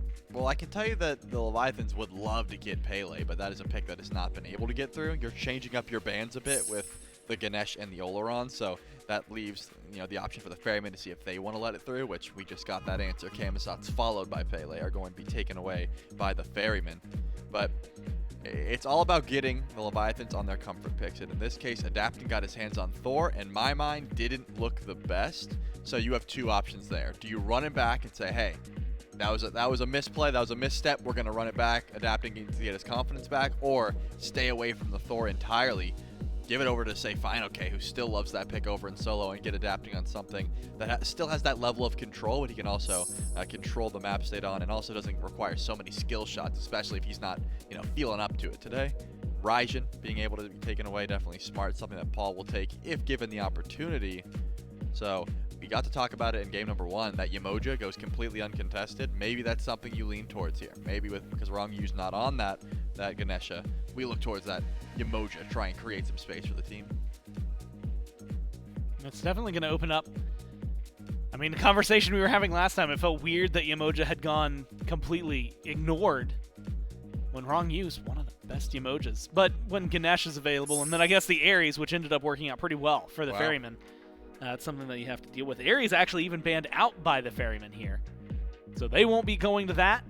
Ganesh has gone to new Guardians, or supports at the minimum, will be here. Chernobog and Pele have maintained a 100% pick ban rate over the last week, and that is going to continue. Pele with the ban, Chernobog now with another pick. And the Leviathans, Trelly, love to pick this, and then they'll throw it in one of two roles, maybe three if you want to give Fine OK some credit.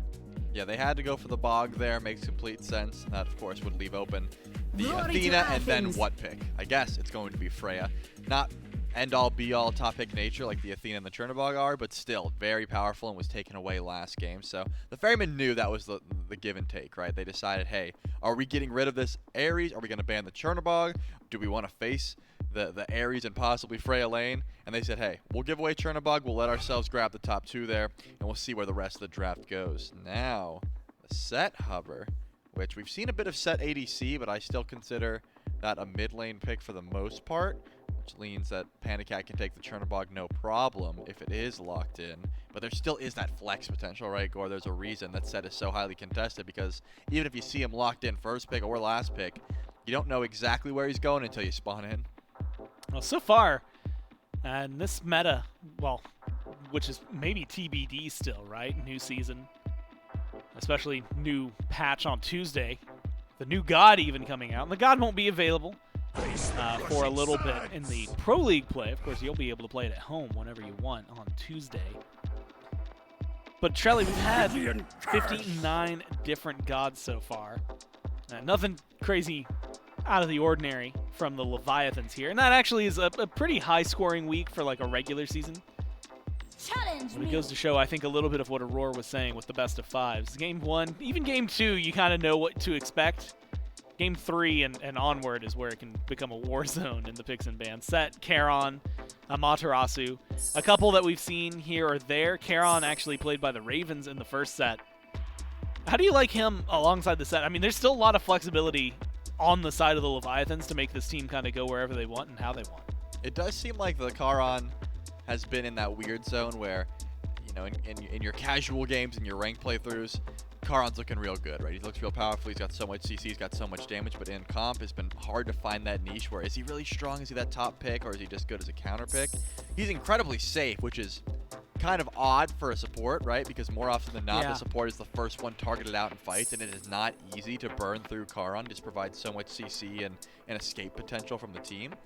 So we'll have to see how this pick ends up working out here for the Leviathan so far. They don't have too much CC besides that Charon, so to see exactly what Fine OK goes to, maybe he can provide a little bit more setup for the squad. Whereas if you look at the Ferrymen, their engage is already pretty linear here, right? It's Athena dash taunt, chase down with the Dazzling Offensive, try and force out some relics, force out some of this these escapes that have been using here for the Leviathans, like the Chernobog dash, for example.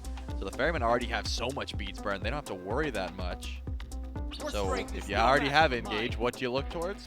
I guess more engage. Erlong Shen gonna be locked in there. Again, Sino's not looking to hard carry. He's looking to set up for his team. We said it last time, picks and bans, probably 2 to 3 defense items. I think he only had 2 to 3 damage items. I'm pretty sure it was Exekins. He went towards the Dawnbringer, the Stone of Binding. He is truthfully just saying, I will set up for the team. I'm going to follow Baskin around, and we're going to just try and 2v2 just about anyone we can find. Hades, the Morgan Le Fay, and then Hebo banned out in the second phase. Like you said, the Erlong. It really does feel like Freya, your job's kill things. Athena, Amma, Erlong, set up Freya to kill things. That's so far the comp for the Ferrymen. Meanwhile, you get Susano and Cabrakan locked in for the Leviathans. And Trelly, this has, look, you've got technically the capability for Set, Susano. We've seen both of those mid. Technically, you've seen Chernobog mid and carry, but when the Set into Susano, it would make the mid part of that maybe a little more question marky, although with Set, he's also been thrown into the duo lane. Charon has been mostly played support, though some people have talked about him in solo. Cabrakan has been mostly played support, but we've seen him in the jungle, we've seen him in mid, we've seen him in solo. The Leviathans have a very difficult to lock down roster in general, though, and it feels like it wants to hold W. Yeah, if I had to pick my favorite course of action here. I'm not going to just lock in where these are going because I think it is a bit difficult to decide. One of the Guardians probably over to solo lane, right? There still is the option to say, hey, Shinto, you take your Kabrakan mid like you did back in the day, and we'll play Set over in solo, right? Set still does have that ability to go into the solo lane as well. But I'm thinking more along the lines of, let's just give Set over to Shinto, go for some good farm, go for some good poke. As far as between Charon and Kabrakan, I almost prefer Kabrakan in the solo lane just because... sorry, I meant Charon. I almost prefer Charon over in the solo lane just because Kabrakan is actually quite easy to gank, right? He doesn't have much escape potential. You have to get into the wave to actually go in for an escape. And if you get taunted by the Erlong into an Answer Amaterasu, you're almost forced into beads, which is not fun. As a Kabrakan, you usually want teleport blink. Doesn't seem like the greatest time, so. And Charon actually does some pretty decent damage, especially if you go into that tablet build. So if I had to choose, I would say, hey, let's put Charon over in solo and just let Wrong Yu take the Kabrakan. But it's definitely a little wonky. A teensy bit, right? Just a baby amount. Marty locked in. Been a little while since we've seen him. Nerfs that were received. It reminds me, I mean, I feel like last year we were in a very similar arc with AMC to what Marty is doing, where it was, okay, cool, let's get him. It's an ult machine. He's going to do his job. He's going to hit autos pretty late, and it's still going to be great. And then they nerfed a lot of the damage, and AMC was still around for some teams, but kind of started to disappear. Marty is in that area. Do you like the I guess, diversification? Specifically, it felt like this team was set up for Freya and almost exclusively set up for Freya. Now you can set up for Freya or Marty and have that a little bit of extra damage. See, that's a big difference maker because I actually said a bit ago how I think Marty's heavily overrated in that top pick selection, right? If you're building your draft around Marty, it's a bit different. But if you're getting it last pick where you already have Freya as your hard carry, you have taunts and setup with Athena, Amma, and Erlong Shen, I think Marty makes a lot more sense off the back end of a draft. Building around him, a little weird. If you already have the safety, the protections, and the dive, Marty does incredible amounts of damage if given that space. So I like this way of drafting around Marty much better. It's how he's kind of like a sleeper 10th pick where you weren't really expecting it. And so far, I think it's going to be a very strong one. Presumed going mid. We'll have to see how it works out and where the Leviathans end up going in their crazy shuffle. It's game 2, and they want to get their backs off the wall here as they take on the Ferrymen. Let's see if the Leviathans can bounce back, or the 6 Ferrymen are going to put themselves on match point here in game 2 between the Atlantis Leviathans and 6 Ferrymen. It's J-Mac, Mifflin, and Doug back once more. And it will be the Kabrakan solo for FineOK this time. There's a little bit of debate, wondering which of these 2 Guardians would slot over to the 2 frontline roles. It'll be Wrong Yu piling the Charon, which is more in line of what we have been seeing of this pick for the majority so far, Mifflin. And Twitch chat, very close in this prediction. One of the closer matchups that we've seen, 53-47 in favor of the Ferrymen. Yeah, I think I might just give it like 60-40 odds to the Ferrymen. I just really like how the Ferrymen's initiation plays.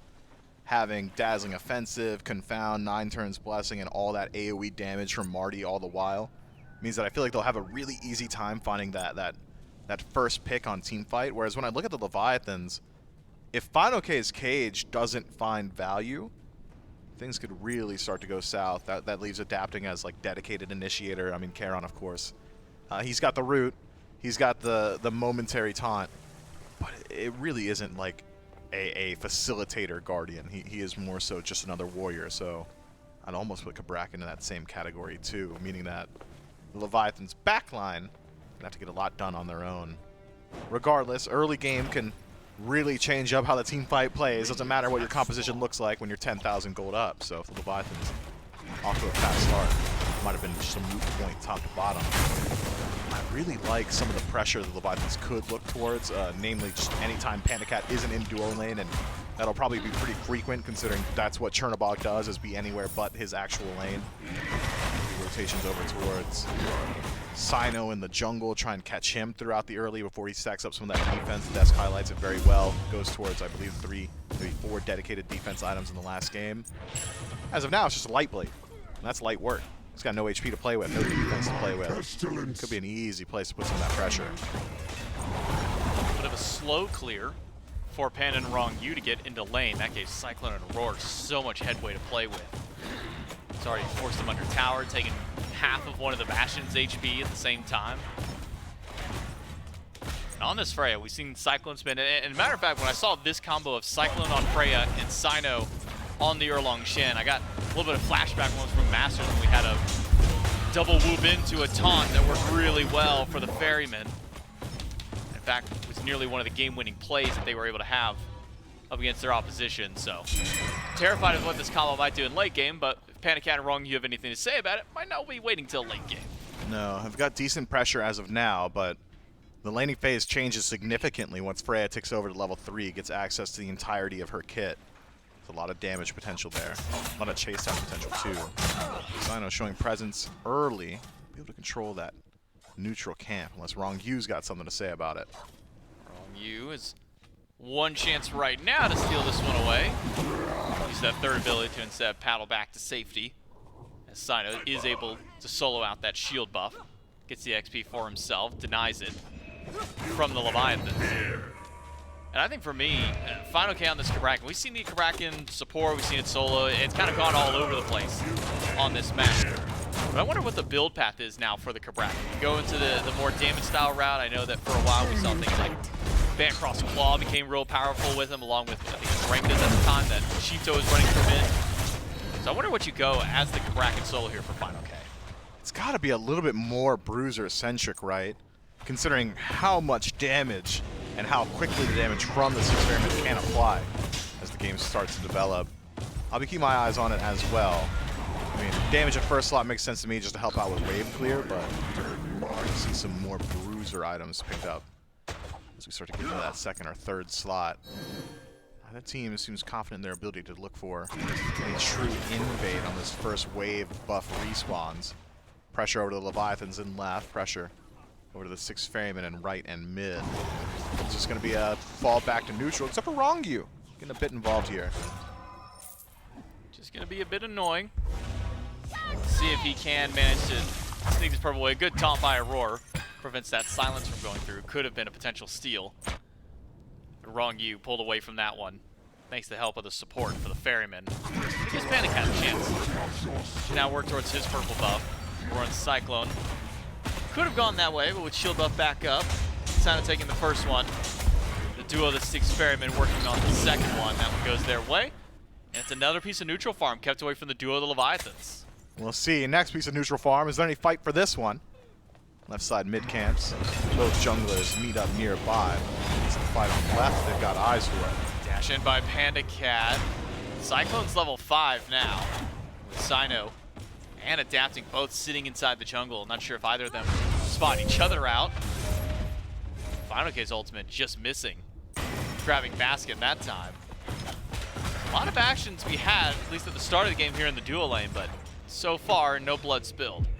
Let's talk about scaling in the duo lane, though. Which one of these teams really needs to get involved there? Which one of these teams needs to find some of that pressure? Because it's a more close conversation than it otherwise would be, just because it is Chernobog on one side, one of the better scaling late-game hunters. But there's something to Freya, and it might just be the fact that she hits you for like 800 per auto in the late game. It has massive healing. It feels like you really want to start restricting Cyclone Spin's farm, and so far has gone a bit unchecked here. Haven't quite been able to leverage some of that early aggression towards invades. We've seen slight rotations from Adapting, but hasn't really committed either. That Freya is going to become an issue as the game starts to move forward. As will Paul in mid. Martikaras, sure, maybe not as high value as he once used to be, but still certainly incredibly strong. I mean, even looking at that, it's already starting to get some of that damage available. Transcendence stacking slowly. It's been Transcendence, Soul Leader, Fail Not has kind of been the first 3 go-to items for these Martikrosses. We'll see if Paul keeps that same path or if he swaps things up a little bit. Nearby, Final K goes to the stun onto Baskin. But now it's Sino and Aurora on the way. It's a 3 versus 1, but keep eyes on Shinto and Adapting. They're closing in as well to turn this into a fair matchup for them, but it's first blood going to Baskin, immediately trades out. He gives one over to Shinto, even with the tidal wave coming through from Wrong You, a bit late to the party, doesn't find anything. It's a 1-for-1 trade at the end of the battle. Shout out to Roar, holds his taunt for the absolute longest, gets a little bit additional value by pulling in a second target. I believe Shinto narrowly avoids that taunt. TP's in behind him, but at the end of the day, a 1-for-1 trade. And then with both Guardians having the global presence, one actually delivers himself, so Roar is there just a bit ahead of Wrong Yu's wave. Wrong Yu, though, spends his time farming up the center of the map. should bring him slightly ahead of Aurora, I believe. Neither side exactly pulling too far ahead off of that one. Neither side finding too much value on map either. Mid camps traded once more. I mean, that is as close to an even trade as you're going to get. Green buff and left mid to the Ferrymen. Dead even game at this point, even with the first blood bounty. Going over to Baskin. Immediately being traded out by Leviathans. Keeps it where there is no real gold lead. The only significant lead at the moment is just the fact that Baskin's a half level up over Final K, and that's not even that much at this stage of the game. So as we sit here through this early, you mentioned for duo maybe the necessity to be a bit more active kind of on their part, but what about across the rest of the map? Is this a comp where the Leviathans overall need to be a bit more aggressive, be ready for the early game to late, or is this one that they can kind of sit back on a little bit more? It's good scaling for the Leviathans individually. If you look piece by piece, you don't really hate any of those gods come late game. It's just a major concern about the Ferrymen's team fight potential. I love how their front line interacts with the back line, how the DPS should follow up off of the taunts of both Aurora and Sino. So I would say it is important for the Leviathans to get active somewhere, preferably in the duo lane. If not there, just try and deal a call in this. Goes to the ultimate. Typhoon channel, but gets immune by the CC from Baskin, who's able to find a double stun.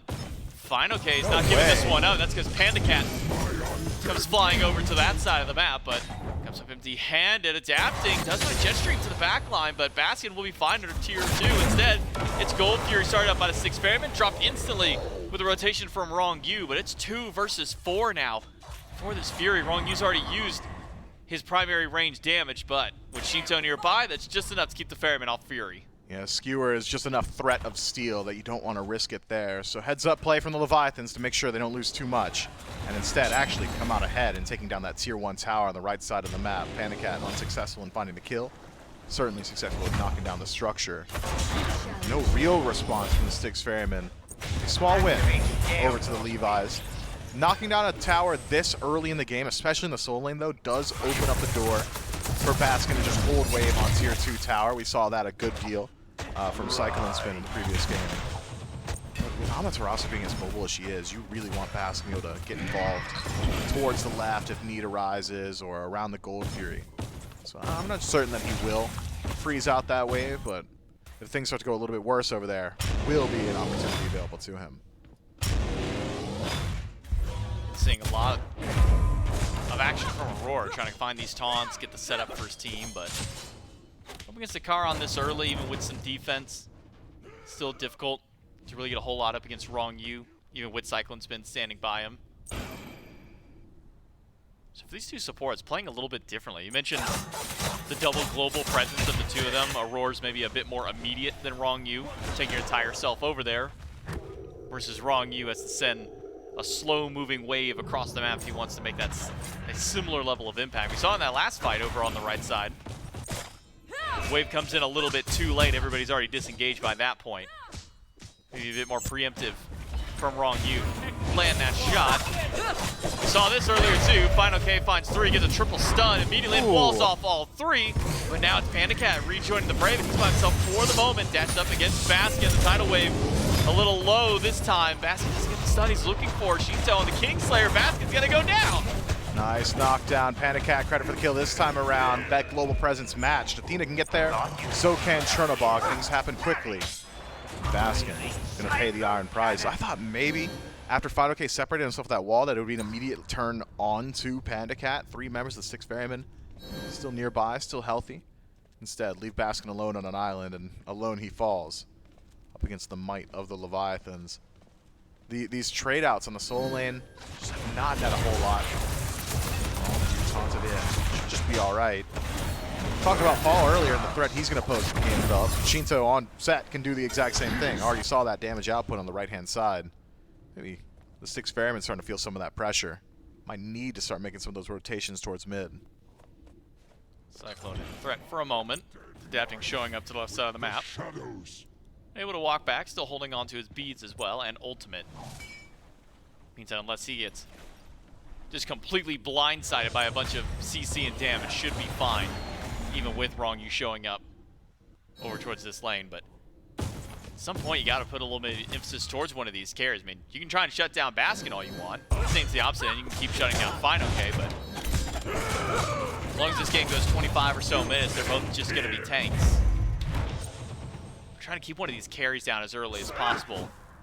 Feels like that's just the call that you want to go for, is one of these junglers. Yeah, but some of that opportunity is already starting to slip away as we approach level 12. Secondary relics will be picked up by both Panic Cat and Cyclone Spin, maybe on this next wave or two. And then all of a sudden, Adapting's ability to actually kill out Cyclone goes significantly down. Sino already in deciding to go defense in second slot. Not exactly the most lethal guy on the map. Won't be much of a threat towards Panda Cat, but will only get harder to deal with Panda Cat once that Aegis is available to him. Some power spikes hit though. Hasten ring for Cyclone Spin, so chase potential much higher. He looks towards a little bit of penetration in that third item slot. We're gonna look a little bit more at Final Case build too. Breastplate of Valor. Not exactly the most exciting item in the world, but some CDR, some defense, some mana. All things that Cabrakan could really use. Both teams, lackadaisical approach to the early game, reminiscent of game one. Actually, exactly where we were in game one. Yeah, basically no gold difference in these 15 minutes.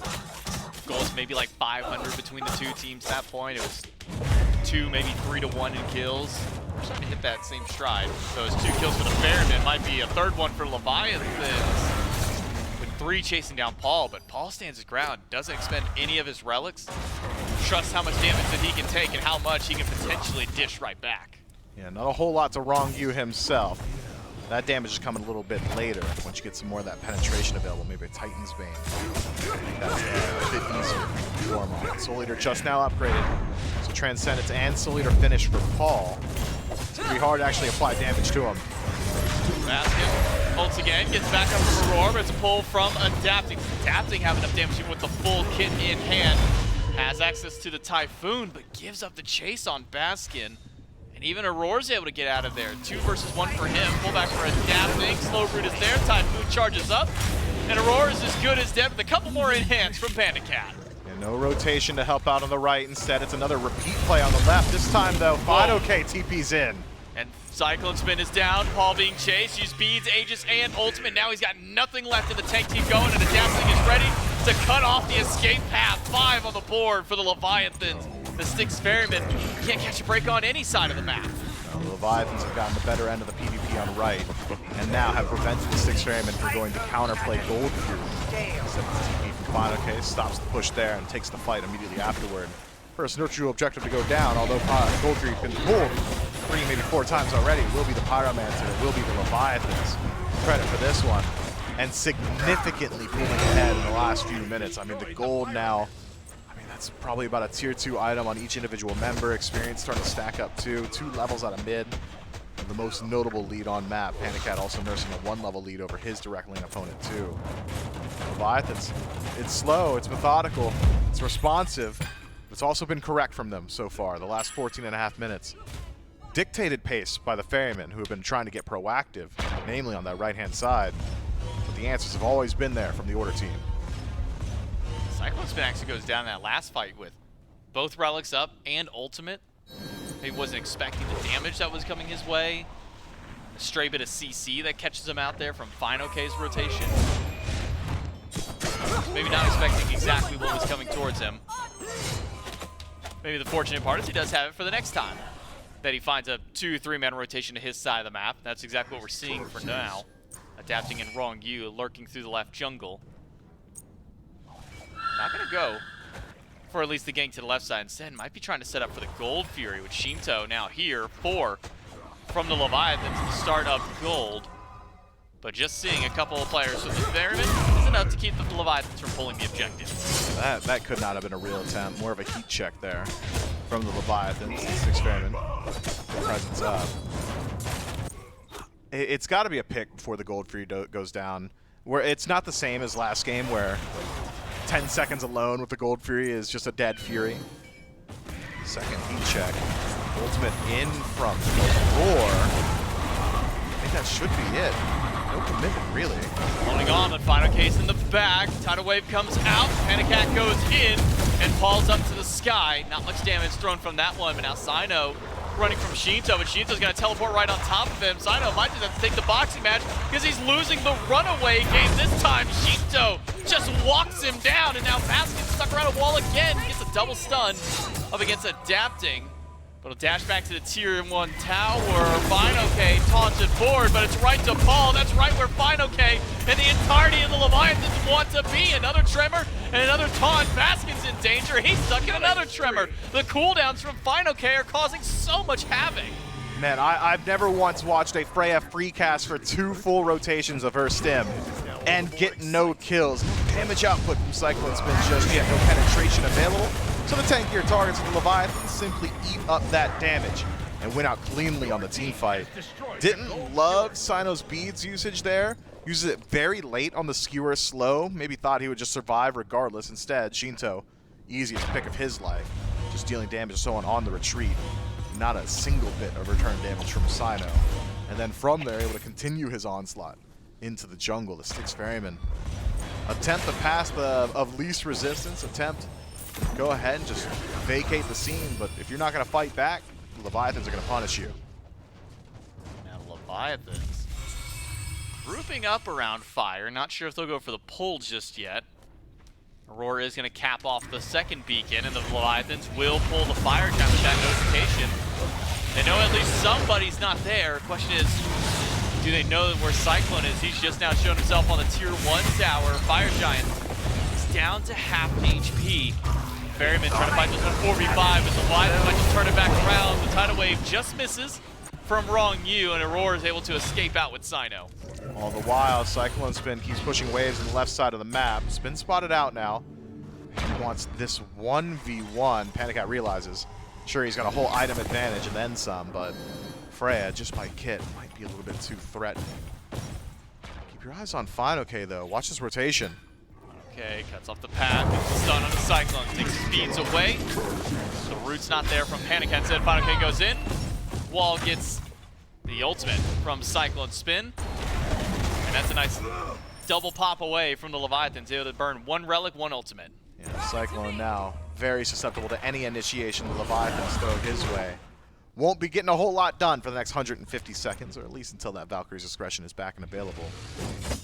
Demonic Grip finished. That's a major power spike for Cyclone Spin. This is going to be a major difference maker in the next few team fights.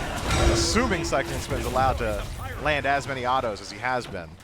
Maybe now that he's finished that item up, might have a target on his back. Leviathans haven't really got too many people on the Styx Ferryman that really pose a threat. Paul at this point, now with Fail Not, sure, small power spike, but I think the next win condition for the Styx Ferryman's got to be Cyclone Spin. Win condition for the Leviathans, simpler. Just get a fight rolling. You're heavily favored everywhere. There's only been 1 team fight the Leviathans haven't won. It's one that they tied. It's the very first 1-for-1 trade. And now back to the Fire Giant. Goes the Leviathans. Styx Ferryman grouped up, minus Paul and minus Cyclones. But again, all the way on the left side of the map, all the Leviathans keep teasing around this Fire Giant. Without Cyclone there, it is a constant 4v5 for the Ferrymen. Aurora wants to try to find a path in. Fire Giant now down to half HP. Finoke trying to zone out whoever he can. But Sino will just now go and taunt, take the beads away from Shinto. It's a dunk on top of Panic Hat, but he beads Aegis all the damage. The Typhoon is massive. The taunt will not get what they were hoping for. Sino able to pull away 1, but Paul takes down Shinto at the same. It's 2. Trade for the experiment, even with the Fire Giant for Leviathans. The fight is going south. Finoke gets 1. Panic Hat gets a double, and now Paul at low HP will be chased out, giving a double-double for the Levi's. I'm like 95% sure if Cyclone Spin is there, that's a clean team fight for the Styx Ferryman. Maybe the Leviathans just don't give over the fight if that's the case, but great damage output, great CC chaining. Aurora finds a 3-man dunk and a 2-man taunt. 2-man taunt from Sino as well. Baskin puts out his damage. The Ferryman, if they're in an even state, win out in that 4v5 cleanly as well. Just landed more of their abilities, but their ADC had eyes for farm. Now have eyes in the grayscale. Stuck around for a little too long there. Allows that teleport from Finoke, and Finoke's chase potential much too high. I mean, The fight looks a lot better than I thought it would. You get Fire Giant off of two, Shinto and Wrongyu, but the battery of your team on Siege is the ADC. Panda Cat seems to be in a pretty decent position, doesn't he? Might have been the most unfun time I think Cyclone Spin's had in a while. Gets double stunned by Fine OK, then tremored. And then as soon as those stuns are back up, it's another 1-2 combo. Cyclone goes down. You're right to say that Cyclone Spin not being at these last two fights. If he was over at Fire, could have turned things around, gotten some of that extra damage out. You mentioned big power spike of the Demonic Grip, but Demonic Grip doesn't do a whole lot of good if you're not hitting anybody with it. So Styx Ferrymen. He's slamming that tower, let me tell you. Didn't get it, slammed it though. He hit it, but not quite hard enough. So now it's the Styx Ferrymen on defense while Leviathans can start up their sieges. Leviathan Siege is good. Only weakness is maybe a lack of AoE damage, but doesn't seem like it's going to be too much of a concern. So far ahead, any single target they make contact with likely will just fall down. Panda Cat carrying a lot of that torch there. The one that needs to stay alive if they want to burn through some of these Phoenixes, but you don't even necessarily need to this early in the game. Plenty of tier 2 towers to collect your gold from. Styx Ferryman base defense is good though. Having Martikaros helps you out a lot in situations like this. Acid Rain, persistent damage on field, as well as just simple wave clear. Make it difficult for the Leviathans to move themselves forward. Trepidatious play here.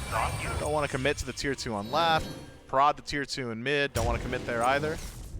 Stygian Beacon. It's not a major award, not a major Fire Giant power play, but it's something.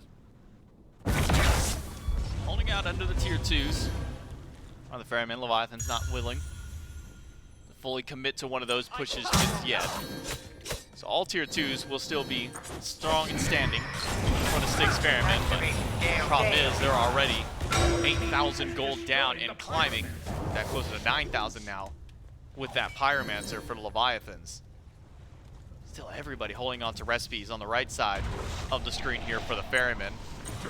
I guess similar for Leviathans on the left-hand side. Maybe haven't spent quite all of that gold just yet, but Leviathans are pushing very far forward with not a whole lot of resistance yet from the Styx Ferrymen. Steal away whatever jungle is left, though. Get that red buff on Shinto. He was already hurting hard. And now you got essentially a free casting set with an extra bonus buff. But look at itemization as it stands. It's pretty close to even between these teams. Upgraded starters the major difference maker. Levi's. Nice ultimate from Wrongyu, connecting all 5, but no follow-up means that it really wasn't all that high value. Wrongyu's HP bar down to a quarter after the turn and burn from the Ferryman. Blink in by adapting. That's going to get beads from him. Ultimate for Paul. Get some nice damage back to Wrongyu and Panda Cap, but not enough to take down either of the kills. This Emperor's Armor from Aurora starting to put in work under the tower. Nobody for the Leviathan 20 to stand under there for too long. Double self-banish burn though. Cyclone Spin and Paul not having ultimate makes for easy targets. Wrongyu got his dash canceled. And not down yet. The taunt from Paul is just enough though. And that's one for the Ferryman. Final K to the backline of the tower. He gets silenced out of his ultimate. And he gets canceled once more. He's tremoring away, but it's a double kill for Paul. One for Sino. The Styx Ferrymen have turned the siege into kills for themselves. And can now chase out the only 2 remaining Leviathans, just their carries left standing. And Baskin really is that guy. The silence on a Final K's ultimate really puts a stopper on Leviathan's aggression. Had that wall come up, the chase down would have been there, but the Styx Ferrymen elusive when they're not caged in, and base defended once more. Fire Giant was only ever on 3 for the Leviathans after that fight had gone awry in the pit itself in the 5v4, but as far as power plays are concerned, just a Stygian Beacon picked up with that time. No Paul for 10. Shinto, Panda, and Wrongyu here for the Fire Giant defense. Wrongyu doesn't have ultimate to try and fire to steal this one away. Fire Giant down to a quarter. Can Shinto and Panda Cat sneak this one away? A stray skewer can do it, and they get it done. Shinto takes away the Fire Giant. The Styx Ferryman now retreating, the tidal wave a little far over, but Final K teleports right to the back line, gets the stun on the Cyclone, and pulls the ultimate away. The Styx Ferryman had a great opportunity, but now Final K is going to stop that one in its tracks. 1 kill for Shinto, 2 kills for Shinto, a double for their mid laner, and the Leviathans keep pushing forward. Fanoke leads the charge, but the retreat of the Styx Ferrymen just a bit too quick. Tier 2 dealt with. Phoenix grouped on. Nobody from the Ferrymen in range to defend. And all of this because nobody saw Shinto in the back line. Nobody saw him setting up for the steal. Skewer, so simple. There's nothing that could have stopped his confirmation. No number big enough for the Styx Ferrymen. Shinto sends Paul to the sky, and now his self-banish on cooldown once more. Right side Phoenix removed. Mid-tier 2 tower. A little bit slower on the trigger this time. The Leviathans will knock that one away. Now it's down to a mid-Phoenix defense without the dual lane of the Ferrymen. There's not many people who will be able to step forward. Final K goes in. The adapting pull is good on the basket. He is trapped between a rock and a hard place. And it's Panic Cat who gets the kill. Wrong use, so slow to try and get out. But Final K's in the backline once more. And Panic Cat and Shinto are just batting away at the health bars of the Ferrymen. 2 more down. Fanoke is so low, but makes it out alive. The Styx Ferrymen could not quite secure their kills. Maybe you could find someone on the chase. Adapting's low, but he's hyper mobile. Good luck locking him down. And the rest of the Leviathans sticking together. That should just be the end of the aggression. If anyone steps too far forward here, massive turnaround potential for the Leviathans with Aurora as low HP as he is. Right and center, Phoenix knocked down. And right when the Styx Ferrymen had gotten the win back in their sails, J-Mac. One team fight on tier 2 on right goes well. Fire Giant looks like it would just go to the Chaos side. And instead, all crumbles as the Leviathans steal away the objective and all the remaining structures on the center and right hand side of the map. Game's simple from here. Grab Pyromancer, head back to base, spend all your gold, start working your way over towards the left-hand side.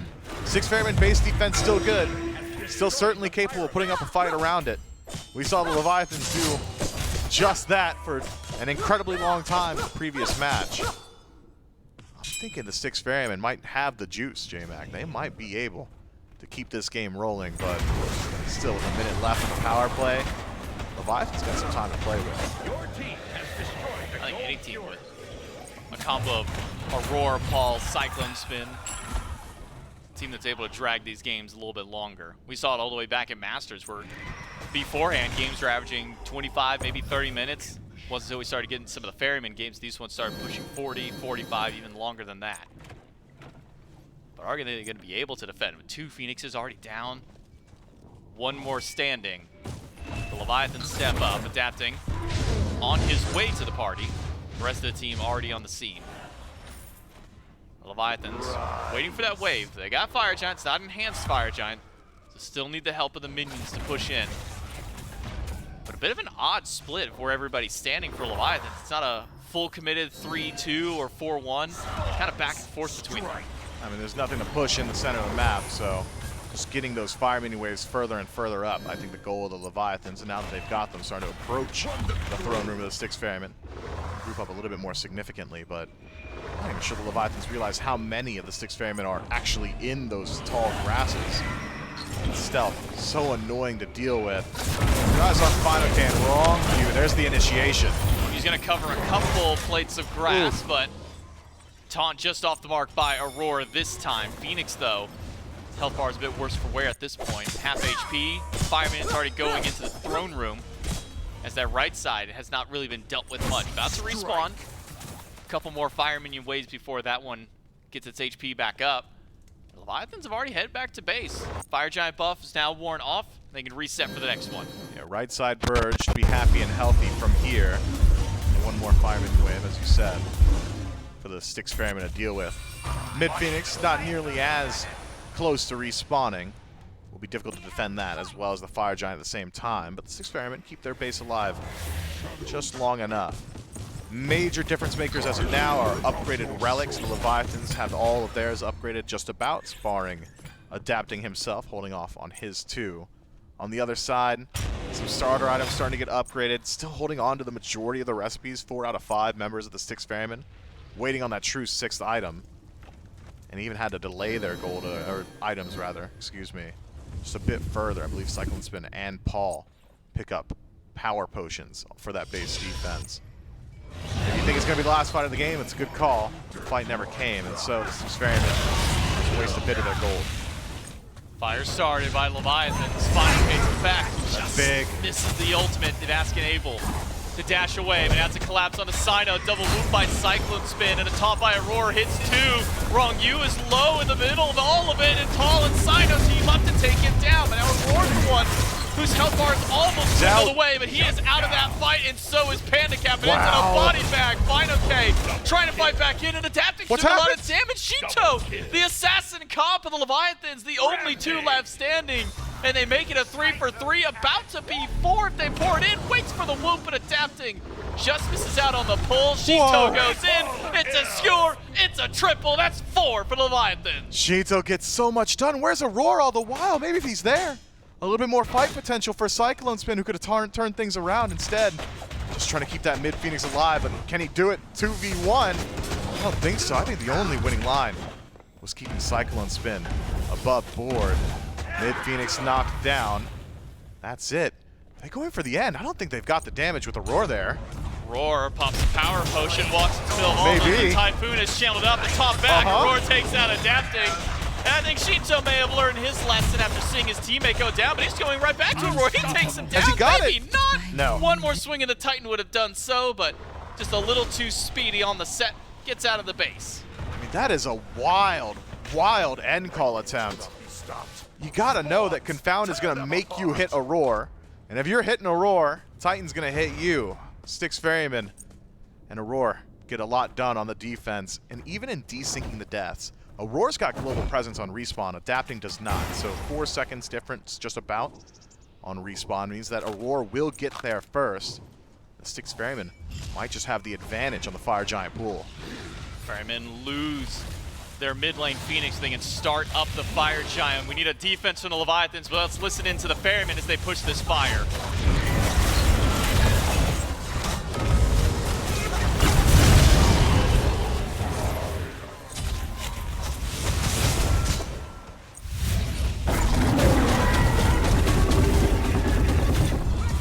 Double kill.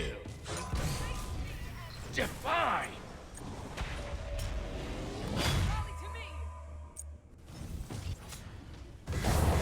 Seems like keeping track of this set from Shinto has been the biggest thorn in the Ferryman's side at this point, because he's able to wrap his way to the back line, pick up 2 kills, and is still staying alive throughout all of this. Back to the Fire Giant goes the Leviathans, and Shinto has not had a chance to go back to base. Ronnie's There'll be low. a Roar and Bass gonna try and take down Ronnie, but now Adapting shows up. It's 1 going down, but Adapting has a good amount of damage to keep the Ferryman back. Man, talk about a seesaw battle of a game, J-Mac. One team finds a pick, moves up to fire, trades out heroic defenses from either side. Now, once more, the Styx Ferrymen find themselves with a significant advantage going in towards the Fire Giant. 40 seconds left on Wrong U's respawn, 10 seconds on Paul. Means that this is an even larger time advantage as it was just previously. Styx Ferrymen can do it once more. What I heard, though, was a whole lot of Cyclone Spin in the comms, communicating exactly where Shinto was. Shinto was hitting Paul the entire time. Paul doesn't even call for help. And the front line of the Styx Ferrymen distracted, trying to chase out their own kills. If they could peel back, if the Ferryman could figure out how to jump onto Shinto when he gets so committal on his dive, that's one thorn removed from the side of the Ferryman. Could simplify some of these engagements. Rongu 5 seconds and he's on the men. Fire Giant already pulled. Your eyes on Pandacat. He's got that global available. Okay, trying to wrap around. Fire Giant down to a quarter and Adapting nearby, but they might have hit in time. Pandacat dives straight into the pit. The Fire Giant goes to the Ferryman. But what about the team fight after? Adapting is already half HP trying to get this fight the tidal wave. Does end up hitting 3 people, but Pandacat is already dead. The tremors, the damage from Shinto, it's not enough. Sino shuts him down. Adapting is taunted back in. The Ferryman, they're able to hold out for just a little while longer. And with 3 down, Wrong U rowing out and Final K on the escape path out. How far can Wrong U go to try and escape? The slow is good. There's so many structures standing in the way, but that's not enough to slow down the Ferryman. The damage output for the Styx Ferryman. When things line up, they line up well. And the Leviathans now only have Final K alive. Base race against minions. I like the Ferryman. Is he TPing in for it? He's trying to go for the base. He's got to get fast. But he doesn't have any minions with him, and he Can't doesn't do have it. a whole lot of damage. He's got to go right back to base. He's He's got ultimate to try and stop this one out. He's got to use it now. Blocks away Paul's damage, but that's not enough. The wall has already been broken down, and so it's final K-Tail's bar. The Titan goes down.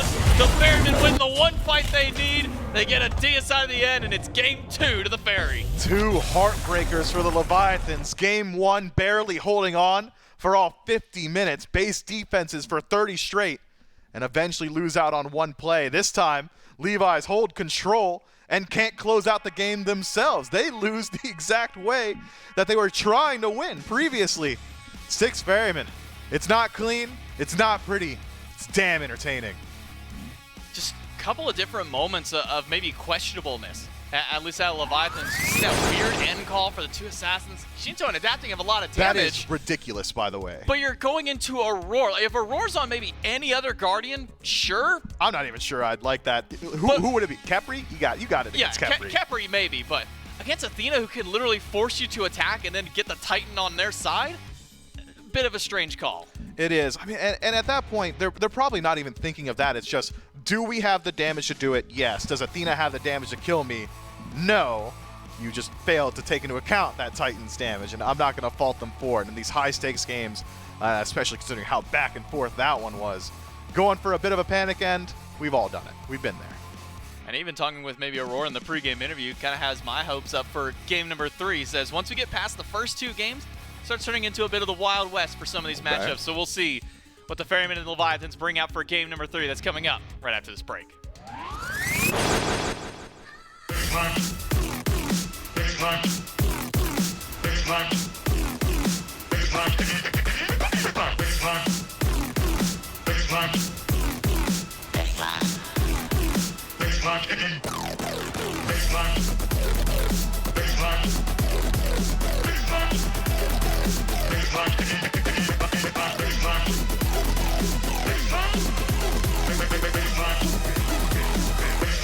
Yes, I'm grooving.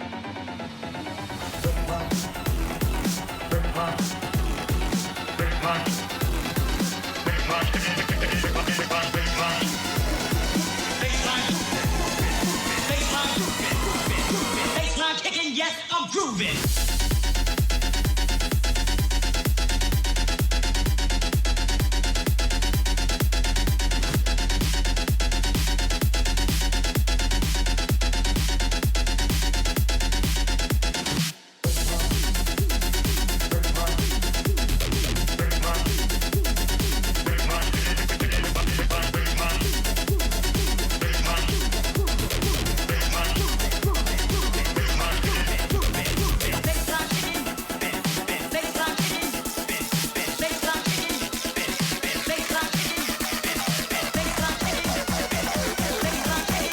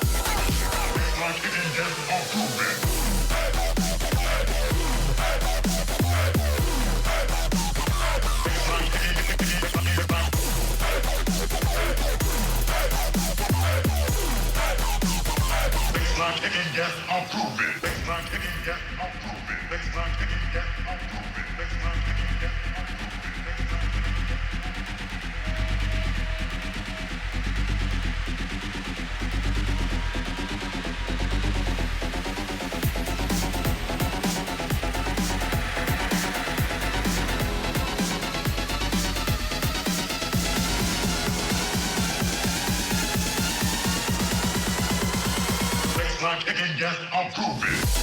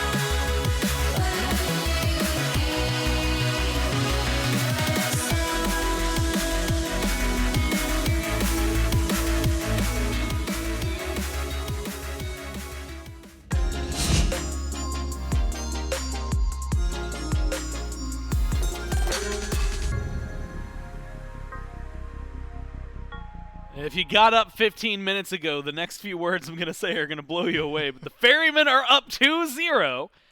And that is in spite, Trelly, of everything it seems that could have possibly gone against them. And really, maybe specifically up until the very end, there were a couple of fights I remember Miff had even attributed saying, if Cyclone's there, they win that fight. And eventually Cyclone was there and they started winning those fights. But I mean, you are talking backs against the wall. Theoretically, this game is over, and you're starting to think, okay, we're going game 4. What are we doing next game to stop this? But Ferrymen hold out.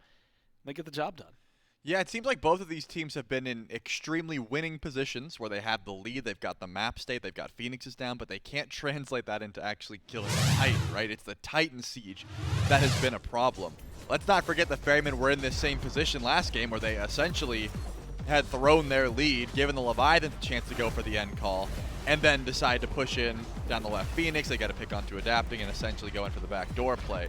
So in this case, same thing, right? The Leviathans have the overwhelming lead, and then it's a bit of a throw where their Fire Giant fight doesn't quite go well. You can see that Cyclone eventually did rotate into these fights and provided some good TPS, but I think it was a lot of Cyno and Baskin getting to the back line and just CCing as you would expect them to do. The double warrior comp should be able to get to the back line, but that's what I noticed a lot of. When these team fights were happening, it was Cyno and Baskin diving, but in doing so, they were also peeling because FineOK was a menace this game. I thought he played phenomenally on this Cabrakan. A lot of walls, a lot of good CC for his team.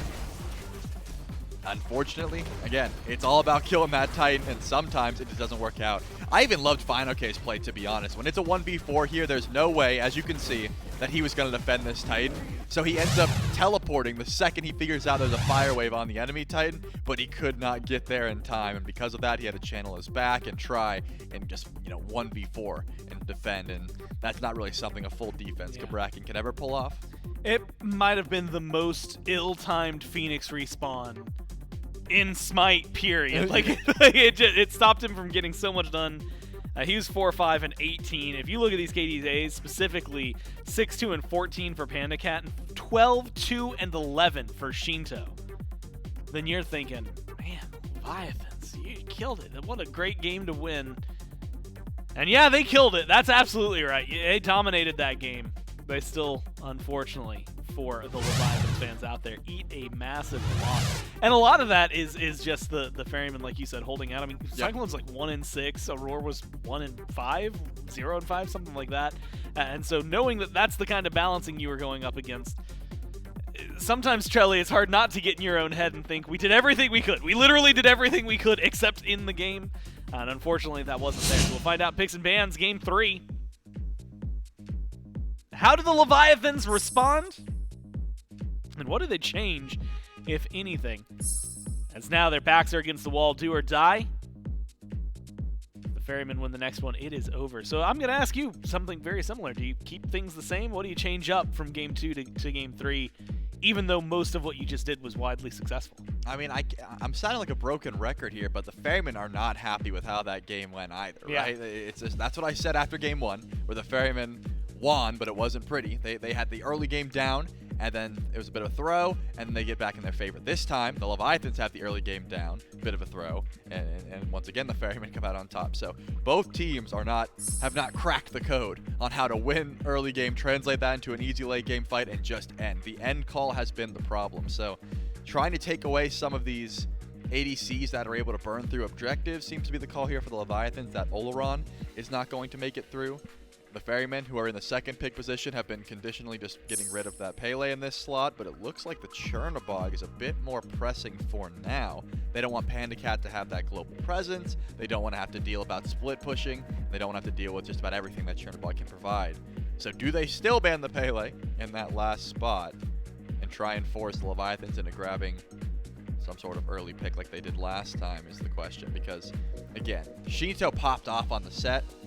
Wasn't really enough to translate into an end call. Set doesn't have the greatest Phoenix push, right? He's melee range. He doesn't want to teleport in. Maybe a double ABC composition could come through here. That's something that Shinto hasn't been able to shy away from at times. He isn't against playing Hunters in that mid role. But this is another pick that I expected. The Athena. That one's not going to be getting through again. And considering how the Ferrymen double picked the Athena Freya, maybe that's something Leviathans want. Maybe they're looking to grab that Freya for Panda Cat. Could be something. I mean, Ferrymen, if I remember correctly, banned it out in Game 1 to keep the Leviathans from being able to pick it. That was after they got the Oleron, though, to try and balance some things out. Of course, Leviathans then ended up going with Soul and Artemis as their carries. Some wiggle room in that regard. First pick is just so... I mean, there feels like there's so many gods that are so good right now. Yep. Like you said, Chernobog, who is still 100% picked ban. Pele. Wow. Who has been 100% pick banned so far. Freya is the option to ban away. Scorched Earth! Pele will be locked in. Do you like the idea of prioritizing the Freya ban over letting something like Pele through? It seems like that's what they feared more. And again, that was what they were thinking about, right? We knew that Pele was the ban last time, and they were able to grab Freya for themselves. The Leviathans banned away the Athena this time, so it was clear they were looking for that Pele or the Freya. They were down to take either, and in this case, Leviathans are happy grabbing that Pele. Only question is, do you give it over to Shinto or do you give it over to Adapting? We'll have to wait to see, whereas the Ferrymen have to decide how to deal with this Pele. It seems like Ares has been a pick that has been banned away pretty convincingly. Because of that, you get to grab the Ares, and Shinto's not going to get his hands back on the set, so you just hand that one over to Paul. I love this top two for the Ferrymen. I mean, Pele has been so impactful, but Set has had fantastic performances pretty much all week, and there's a reason this Ares was banned away a good portion of this set so far. He's going to have... I'm going to call it an interesting time, because right now, Ares, you're super high up. They can theoretically pick around that and say, okay, well, I was going to play this guy. He's all right, but he's not great in the Ares. Let's avoid that. At the same time, maybe you're going to just pick what you were going to pick, and the Ares is going to have a field day nonetheless. Set locked in, like you said, it's going to be good. Partially for the Ferrymen, they've had, Cyclones played it. You've had Paul play it. Sino's played it on occasion, though it's not necessarily been the huge go-back to in the jungle for him. That's a nasty top three. Yeah, gets answered like a Bracken and Raijin. What a crazy top from the draft. I mean, here's the thing, right? We've seen this Ares pick time and time again. Ares is no longer the, hey, they don't have CC immunity, so I'm picking Ares. The buffs to Ares were massive, so now he just is a standalone good support no matter what the enemy team comp is. However, there is one pick that I think just absolutely does not care about Ares, and that's Bracken right now. What does Ares chains do, right? They slow, they cripple. Cabrakan's got no abilities that care about a cripple, and he's slow immune. Ares tries to pull his team and grab the team and back up and pull you towards you. You get Absolution, and you just wall in the Ares. He can't get a nice pull-off, can't set up for the team, and you've trapped in the Ares as well. I think this is a great grab for the Leviathans. The Raijin itself does not appreciate this level of CC that the Ferrymen have, but if they get another Guardian in the later half of their draft that can peel for Raijin, the Leviathans should have a good time trying to keep this Raijin alive. Yeah, he'll stop stressing out about it as much. Still has to stress a little bit. Now that the Erlong Shin locked in a second time here for the Ferrymen. Took away one set of taunts from the Athena. The Erlong going to be there. It was all about setup before. You've got quite a bit of that. Some good follow-through on the Ferrymen. They go ahead, start looking towards their bans, and specifically go for the Kernanos first and foremost. Trying to isolate Pandacat's picks as much as possible. Hades the response on the other side. And after, maybe not the highest pick ban priority period, but considering where he's been at, I mean, Hades is still in the 60-70% area for presence on, I guess, this screen. And then his presence in field has been phenomenal when he has been played, so I'm kind of surprised that he's been thrown to the wayside by these two teams. Well, banned away in the top two, or the bottom two rather, isn't terrible, so still up to determination. Man, it's crazy, but I really wouldn't mind seeing the Fine OK Thor here. Not something he's went to recently, but give this Cabrakan instead of going back to solo to Fine OK, which still had a fantastic performance. I'm not saying that he didn't do well in the Cabrakan, but I'm just thinking about how Raijin's going to need someone peeling for him, and I think this Thor can provide a lot of what that team fight would be looking for. You have a double dive with the Pele and the Thor, and then you should be trying to CC, the picks like the Ares and the Set, for example. I'm just imagining how Shinto is going to be piloting this Raijin and how you have to worry about the silence from Amaterasu, the pull-in from Erlong Shen, and of course the chains from Ares. You need someone getting to the back line. We'll see if this is going to be Cabrakan going back to Final K, or will he look for something like the Thor? But isn't that terrible that he just gets Ama once again? Baskin's like, wait, do you guys not remember how I've looked all set on this pick? You guys are banning Soul in that place?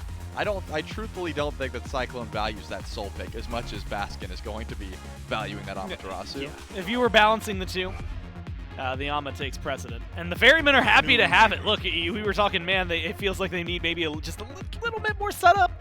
I think Ama fits that exact note for them. Gets this team strong. Magical damage would be nice, though. So the question is where they want to go and what they want to lock in, and if they think they need it. Hercules, Heimdall, locked in from the Leviathans at the very end. Very standard composition top to bottom, assuming that they all go where we expect them to, but Hercules solo up against the Ama. Cabrakan presumably in support. And like you said, gives a lot of opportunities to maybe beat up on the Ares. And it was hovered for a little bit as an wash, but instead it is a lock-in for the Rom, which should be going over towards Cyclone Spin. So Set going in mid towards Paul, which is a very dangerous conversation. Yep. And really, I guess, Trelly, is the question. Raijin plus Pele against Erlong and Set. Who's going to maybe get some of the pressure build up in mid? I mean, it's going to be Set almost every time, especially with Erlong. Don't get me wrong, Pele and Raijin have good damage as well, but you're not able to compete with just level 2 fight between Erlong Shen. That's one of the strongest points Erlong really gets. You're trying to blink onto the Raijin if you can. If Pele starts blink, you can blink there as well. But this looks like, if the comp gets online, a miserable dive to beat Raijin, because it's going to be Erlong blinks to the backline, Ama goes for the dive, Rama's sniping from a distance. Once you get that kill, you can translate it elsewhere. However, you always got to think about how much physical defense can be stacked. I don't think it's going to be too big of an issue. You always have an insane amount of penetration that you can build towards, especially from a Rama perspective, right? As an ADC, you don't really care about protections once you get late game. It's all just about CC and Prot Tread, which I believe the Ferrymen will have.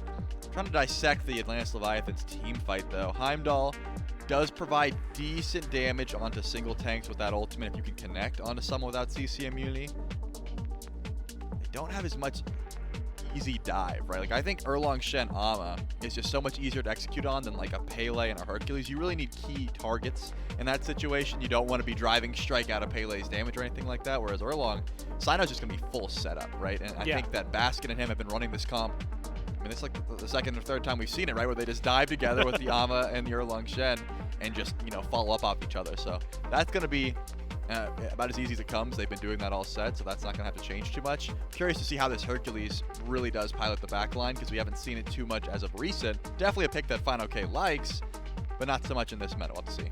And a lot of it is just balancing it with itself and making sure that it plays well, like you said, with the team surrounded it. But it's do or die for the Leviathans. So Trelly, real quick, do they have enough to do on this composition, or is it die? I mean, they definitely have enough, and from what I've seen, you could just count on one of these teams being really bad at sieging, right? I mean, you hate to say it, but with the leads that the Leviathans and the Ferrymen have both had this game, they were in positions to end a lot cleaner than they did. So sitting around and waiting for a mistake to be made is certainly a possibility. I would argue there's a reason Cyclone was just split pushing all game. Yeah. He's like, I'll get there eventually, but they're not going to siege, and they didn't. And you know what? He only got one kill, and it's a kill that mattered for him.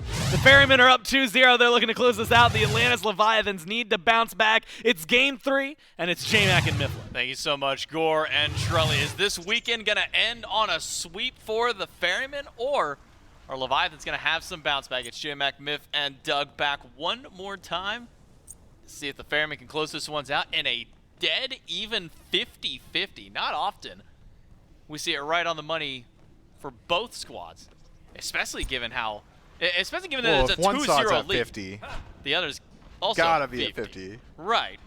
But when a team is up 2-0, Yeah. it's not very often we see the matchup that close in the poll. I wonder if there are people out there voting Leviathans just because they think it is super unlikely for the 3-0, right? They're just saying, no way Levi's go down 3-0. I'm not looking at the drafts. I don't care. We're going Levi's. And you know what? I'm one of those people.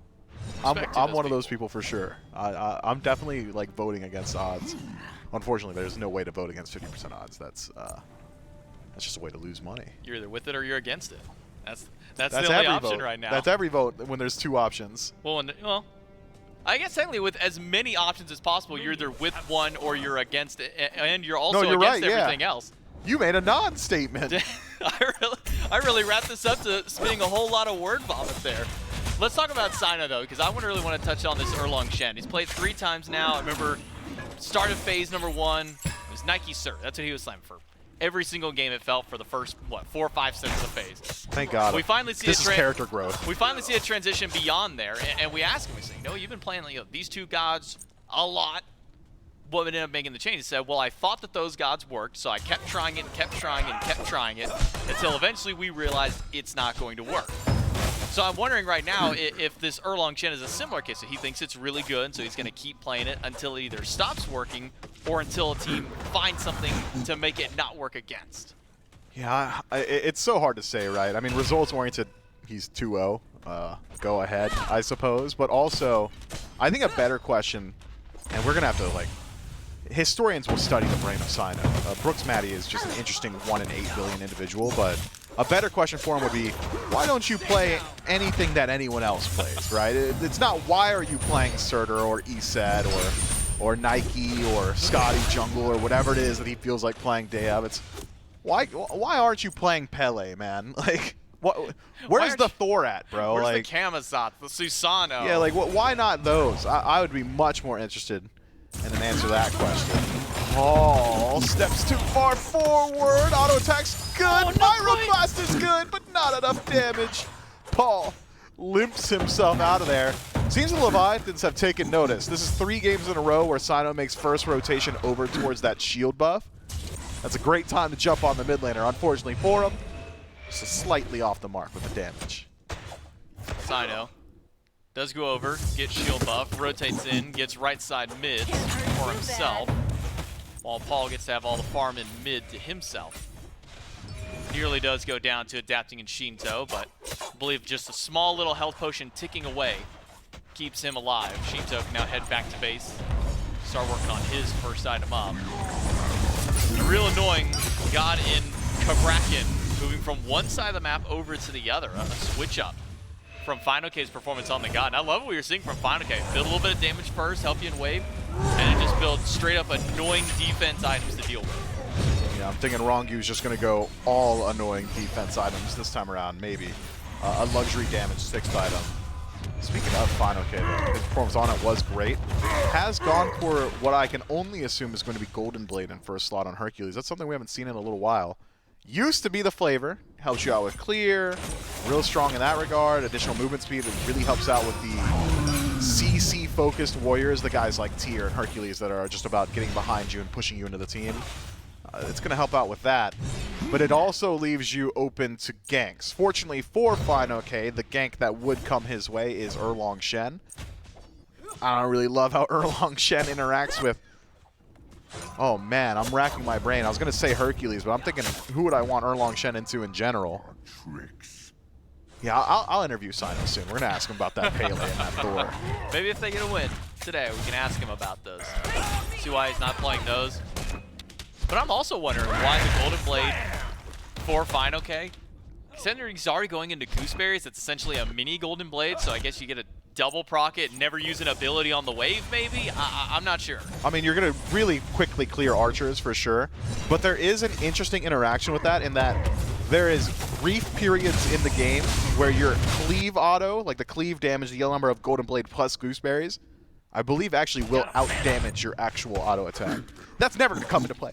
Nobody's getting a kill off that, but like, what if? What if? Like, what if? It's always those what if questions. Odds are low. Those like 1 in a million chances to see. Odds are low. But it could happen. Yeah, never zero. So what we're going to be looking out for is those 1 in a million, those non-zero odd chances. For now, Final K is just going to eat some damage from Baskin.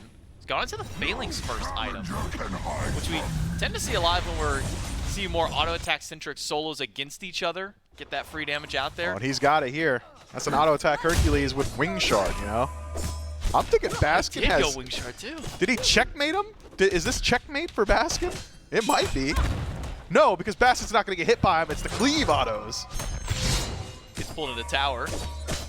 Takes 1 tower shot. Now Final K can just do a totem. Look, Baskin's not going to want to have a totem. He's going to take cleave autos from walking up to there. Well, not yet. That's free. Well, oh yeah, soon will. Soon will. Not yet, though. Yeah, not yet. Not quite. Baskin will have some himself, as he has to pick up Gooseberries as well. I've become accustomed to this pace, J-Mac. The first 5 to 10 minutes of the game seems to be relatively low kills between these two teams. But I'd argue that the Leviathans should be fishing for kills a little bit more so. Heavy CC output, good damage from Pele. A lot of good could happen. Baskin holding on to ultimate, will use it. Doesn't find a stun against anybody. Good Check miss, out for good the miss. dash potential. Needs the cooldown 1 more second. Has it there. 2 ults from the Leviathans. They get nothing from it. Final K watches Shinto whiff every Taiko drum and it says, look, I could pull Baskin here. I'm going to hit the wave, man. You got nothing left. That's tough. I mean, movement speed from Amaterasu first ability plus movement speed from Wing Shard. He's fast. He's hard to hit. Maybe could have found like 1 taunt, though. Want anything? I don't think any of the follow-up damage after connected either. Well, there was no damage after. He did the whole kit before the Taiko drum, which did hit some of it. Roar. Gets beats. Nope. Gets ultimate from Panicat. It's one or the other. Panicat goes with the lower of the 2 cooldowns in ult. Dashed away from a Roar. And that's something we saw from Aurora in game number 1. Now, it was mostly targeted at Rongu at the time, where he just walks up, I'm going to ult. You're either going to ult in response or you're going to get pulled back. So now going on that against Panicat, trying to keep that ultimate cooldown. Maybe was hoping he would go for beads instead. Now Sino. Maybe trying to go for a gank against Final K, but... You think maybe Fine knows? Low chances for this one to go. Final K is playing very cautiously around this cooldown buff. Use the knockup, but I don't think he's going to commit too far forward. No. Sino dancing on top of Final K's ward probably has something to do with it, but no way for Sino to have known that it was there. Regardless, and just showing presence is value. And I think that's something we see at the highest level of jungle play more often than just about anywhere else is you don't really need to commit to rotating towards a side lane. Stepping on a ward is an interaction. It shows the enemies, hey, I'm nearby. If you do decide to try and contest this, if you do decide to step up whatsoever, I could be there at a moment's notice, and in doing so, essentially guarantees Baskin that neutral camp, that CDR camp, because Final Cape knows I can't step up. Even without Sino making the full rotation of my lane, he could. And that's enough of a threat. Okay, trying to get those gooseberries stacked up. Meanwhile, adapting, sought out by Sino and Paul inside the jungle. This fight is going sideways fast for the Ferrymen, but Paul is able to turn around and get one. Now Wrong Yu trimmering away as Shinto slams away with some damage. But Wrong Yu is able to take out Paul while Aurora's now trapped behind a wall. Shinto kind of pumping any damage that he can, but a change from Aurora will slow things down. And then with a first blood for the Ferrymen and an immediate turnaround kill for the Leviathans. Man, if that no escape is a half-second faster, maybe Paul makes it out alive there, but instead pulls in afterward. So, a trade out, 1-for-1. Deja vu, by the way. I think we've had the 1-for-1 trade first blood every single game so far this set. I think each time Six Ferrymen have come away with it as well. This time around, though, it's the Leviathans nursing a ever so slight lead. But I'm looking at the relics, and I'm seeing a whole lot of beads burnt there on the side of the Leviathans. Another rotation from Aurora might find some value if you can get that ultimate back up soon. Also, take a peek at the relic selection from Wrongyu. Cloak of the Ascetic already finished up. That is very fast. We've been seeing a lot from some supports. Not every support has been rushing to upgrade that meditation. There have been a few, namely Genetics comes to mind as one of the players who has Wrongyu occasionally when he's given the opportunity to do so. So many extra cooldowns, especially when you throw in Bow alongside it. The 20% CDR Wrongyu's already got built. Blue Mask is already there too and in play. Man, that is some fast cooldowns that you're going to get this early in the game. Yeah, everybody's probably playing with upwards of like 30 to 40% already.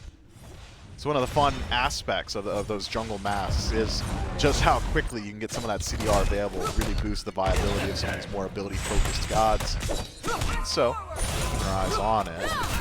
Final K clearly has the damage. Sino could show up, but I'm not really sure you can kill him. Taunts him back out of tower. And Final K dashes right back into tower. Not concerned whatsoever about what Sino has going. We'll lose out on both of his bastions. Oh no. A little bit of gold going over to the Ferrymen for that. The gold's dead. Even 10 minutes in, we're exactly where we have been the last couple of games. All we need is one more kill, Myth, and we're exactly where we were in game 1 and 2 by the 15-minute point. It really feels like only Sino is kind of willing to step up to start out these fights.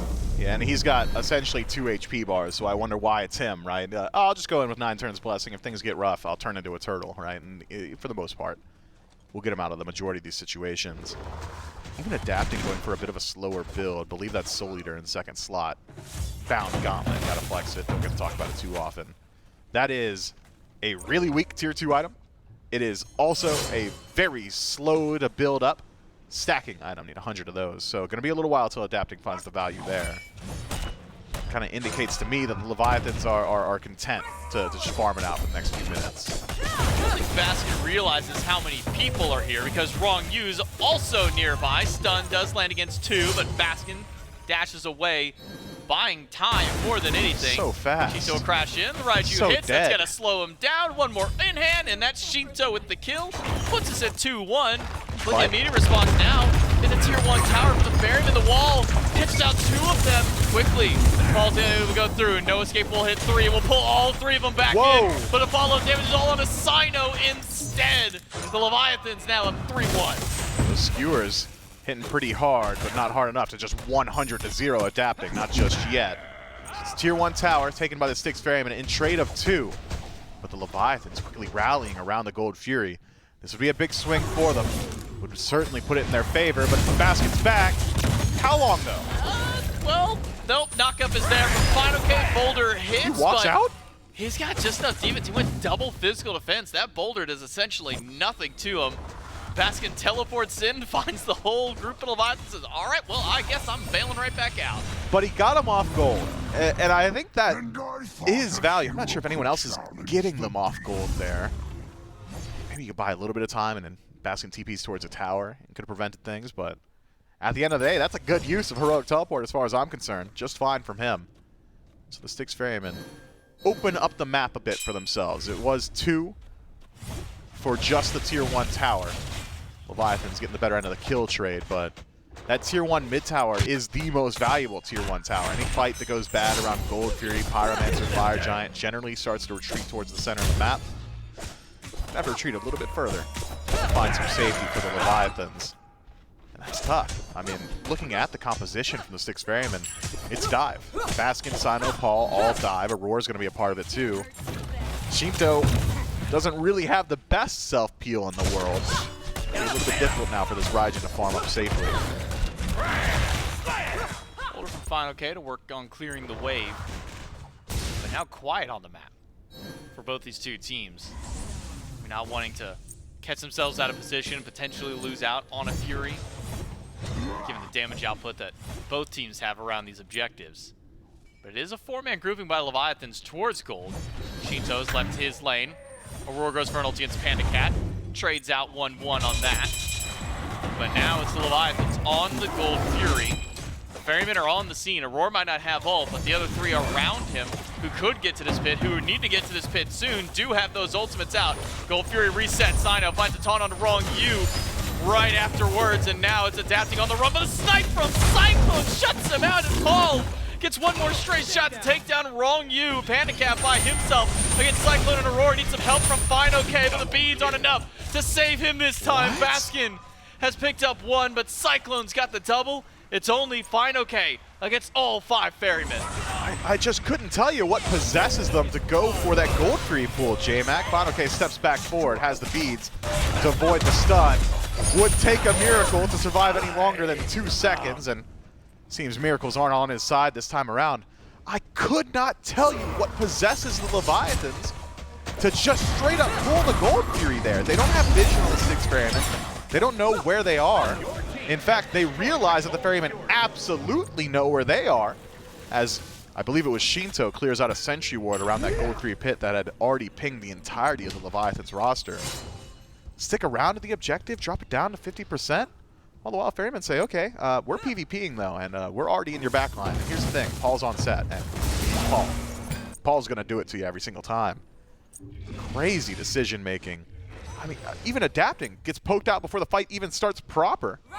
Finished off, by the way, by Cyclone Spin, but frustration play from the Leviathans. It's just gotta be. I mean, has been a mentally crushing set throughout the entirety of it with how the pace of game 1 and 2 has gone, but lose a bit of the thread there around the Gold Fury.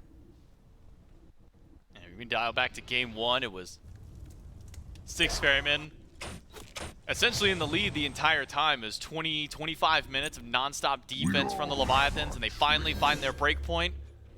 All to have one single pick go through. And the Ferrymen to backdoor the Titan to win. Game number 2, Leviathans in control the entire time. One bad fight around the Fire Giant. Ferrymen get the near wipe, walk down mid, and end game 2 to now put themselves up 2-0. And here in game number 3, Leviathans already down a 3.5, nearly 4,000 gold lead to the Ferrymen, all around that fight at Gold Fury. And it was dead even / slightly favored Leviathans just before that. There's no way this gold lead balloons as out of control unless it's a true 5-for-0 trade in a Gold Fury, and that's exactly what the Styx Ferrymen found. Now Pyromancer, certainly an option. Baskin can tank it just about indefinitely. It seems like he's out sustaining it. And Sino gets a rare feast game on the Erlong Shen, just bullying out adapting.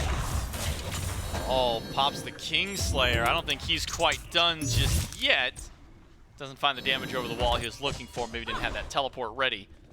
So now Kingslayer and 9 Turns Blessing down for the Ferrymen.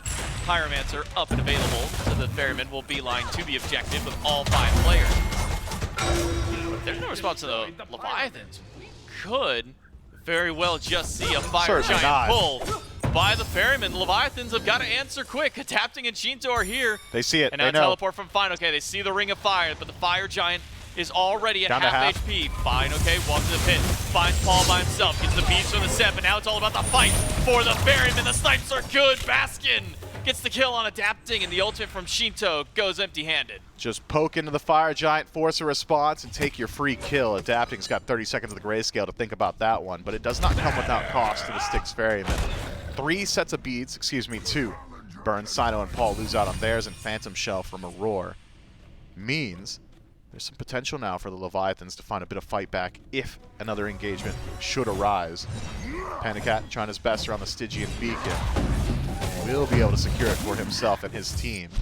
So small wins across the board for the Leviathans. Final K even bolstering that gold in pocket by knocking out a tier 1 tower. But these are all small remedial plays, small consolation prizes, considering the big prize the 6 Ferrymen have already accumulated for themselves. A significant nearly 3,000 gold lead.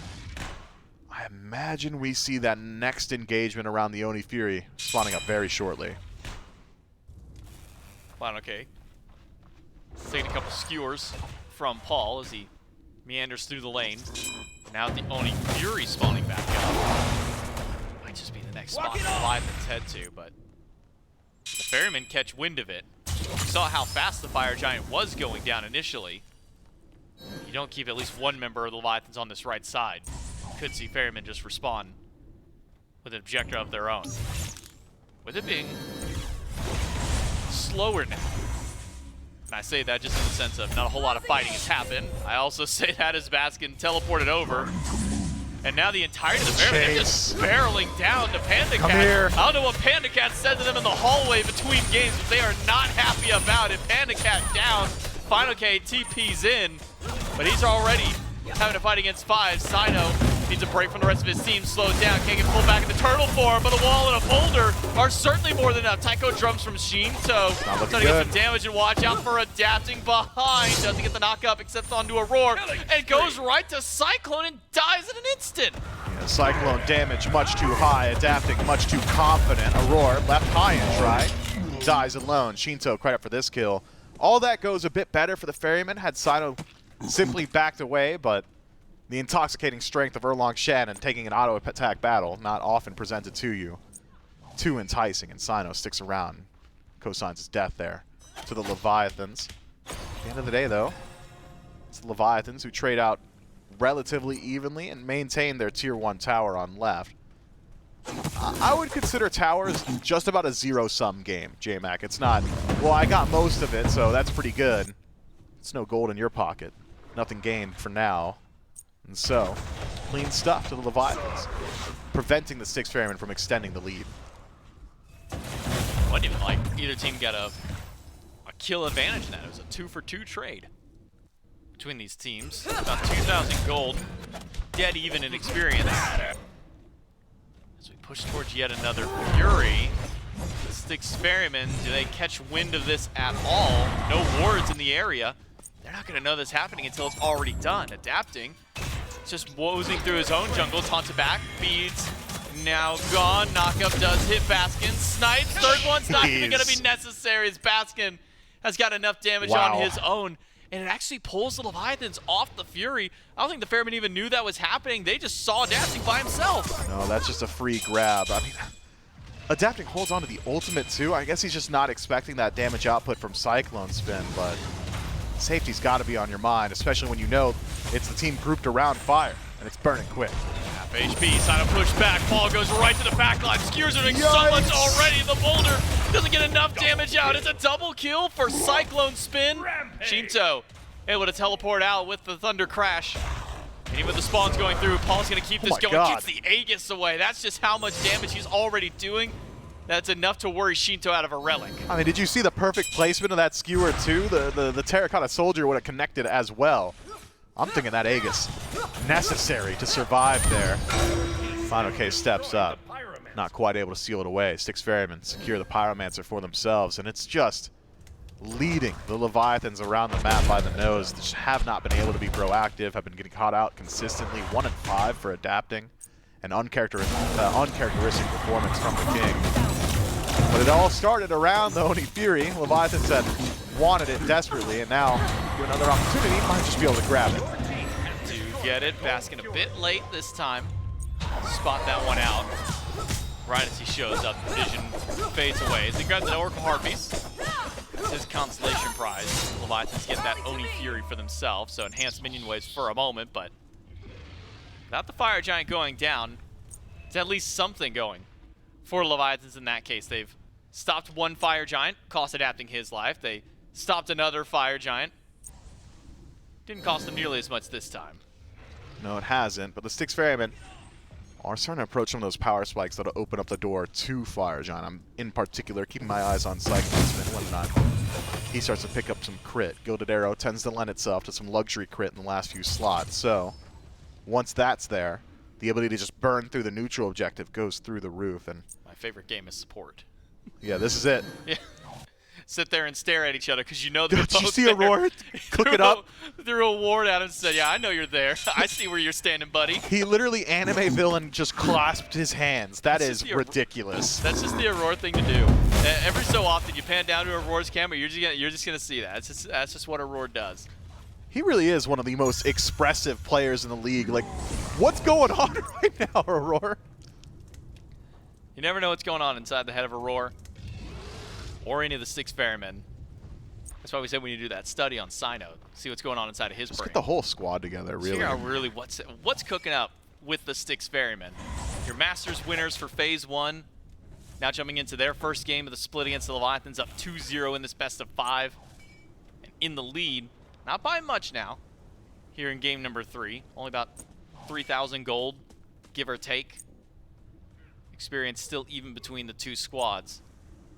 The last couple of times we've seen the Ferrymen around this Fire Giant, it's been, we get a pick, we start objective, we see if we can find anything more, or if nobody shows up, we just go to the objective, we deal with the Fire Giant. And some of the Leviathans keeping a couple members on the right side of the map. And the Cat force retreat. Not exactly the longest range teleport, so that won't be the longest cooldown either. Styx Ferrymen haven't quite been able to break the Fire Giant wall, so instead we'll break through the Tier 1 tower on right, perhaps even knock down the Titan as it starts its siege. Would be a significant advantage to the Ferrymen if they can go ahead and knock down this Titan as well. Have theirs passively pushing would open up the door to just falling back to the Fire Giant and leveraging that threat on the right-hand side of the map. We'll see. Adapting reveals himself in mid. The Styx Ferrymen do exactly that. They move in towards fire. You know at least one or two members has to defend. I know. Doesn't connect the taunt to Fine okay this time. It's Blink ult from the Erlong Shen. Full squad of the Ferrymen right back to the Fire Giant. Now all Leviathans alive and healthy for this one. But Panda Cat's dealing with the Titan. He might just have to give this one up because the Fire Giant could just be going down to the Ferrymen. Aurora gets pushed back. He gets Shinto to use his ultimate to try and peel away from himself. The Fire Giant hasn't been fully reset just yet. Aurora was still inside the pit, losing out on HP. Baskin being tremored by Wrong U. The Fire Giant reset once more. Titan's still pushing on the right-hand side. Tier 2, pretty low. Photo finish here for Shinto. Couldn't quite keep it alive, so Styx Ferrymen find themselves a small win just by grouping up on the fire, forcing the Leviathans to leave that Titan alone. Knock down to Tier 2 and further line their coffers. Additional gold in pocket.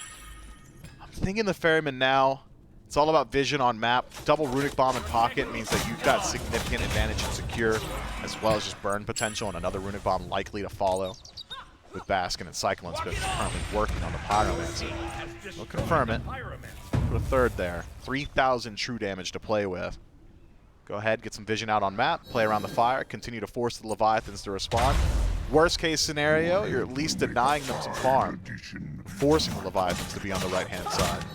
Best case scenario, win a fight, win the fire. You've got all the advantage in the world to play around, nearly 5,000 gold, and the aforementioned Runic Bombs. Leviathans need to find an answer, J-Mac, and I think it almost entirely begins and ends with the front line. If Final K is starting off the fight with a phenomenal pull onto a priority target, I mean, that's as clean as it's going to get. Wrongyu as well could separate the engagement with the wall. But adapting, Panda Cat and Shinto are really struggling to make contact with those priority targets. It's been tough for Leviathans to break their way into that back line and find any straggling member of the Ferrymen. Meanwhile, the Ferrymen have had no problem doing just this for Paul. Walk up, drop a Clay Soldier, throw that Skewer out there and get a little bit of extra free damage to himself and start up yet another Fire Giant. Shinto already taking a little bit of poke from Paul. The Fire Giant can get set up once more. Leviathans have tried to break into this fire many times and have succeeded in stopping the fire. It's been the fights before and after that have been a bit questionable for them. Haven't gone quite their way just yet. Styx Ferrymen, they're just waiting for their prey to walk around the corner. Yeah, and Seems now that prey may be wrong. You. It's been available for Aurora. He'll grab Panda Cat, but that's just the ultimate. Wall up as well, Ronnie.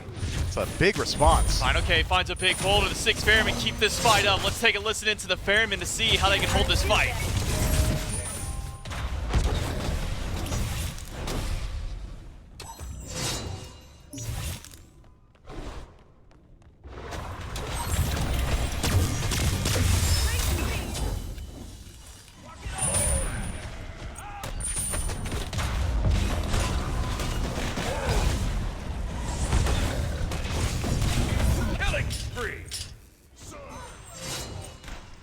That's the kind of quick shot calling you need. You recognize, and everybody on there said, he's dead. Leave him be.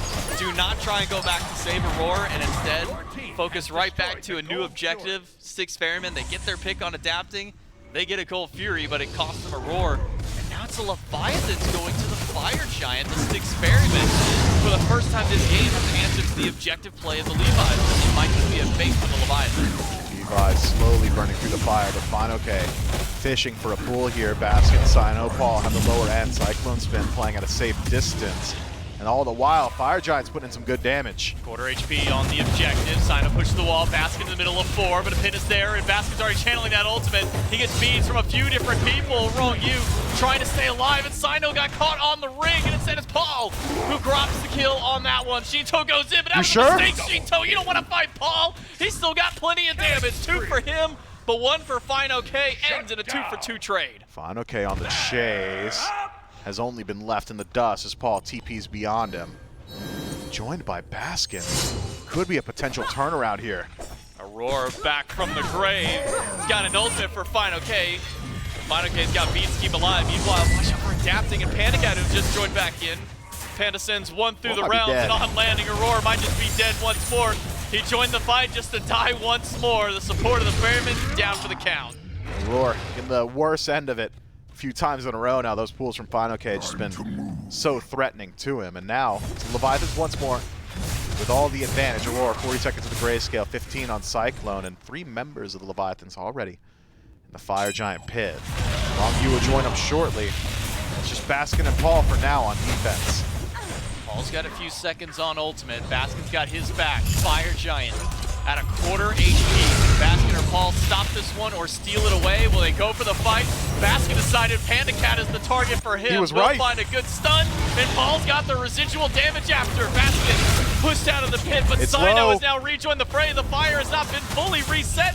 The Leviathans got to make a decision. Do you try and secure it out? They do indeed with the help of Shinto. Baskin low, Sino low. In fact, has to turn away. The shield is just enough, and Paul takes down adapting. Cyclone Sight from the sky is enough to help take out Wrong You. Fine OK now has to run for the might of Paul. Cyclone just cut the entire team in half. They line up as 5 and get pierced by his auto attacks. Now it's Shinto and Fine OK fighting for their lives, trying to keep that Fire Giant alive. But Cyclone Spin's got the damage, and Aurora's finally back. He's back once more, and this time there's not 3 people surrounding for a kill. Aurora pulls back Fine OK and sets up for another kill for Cyclone Spin, the 6 Ferrymen.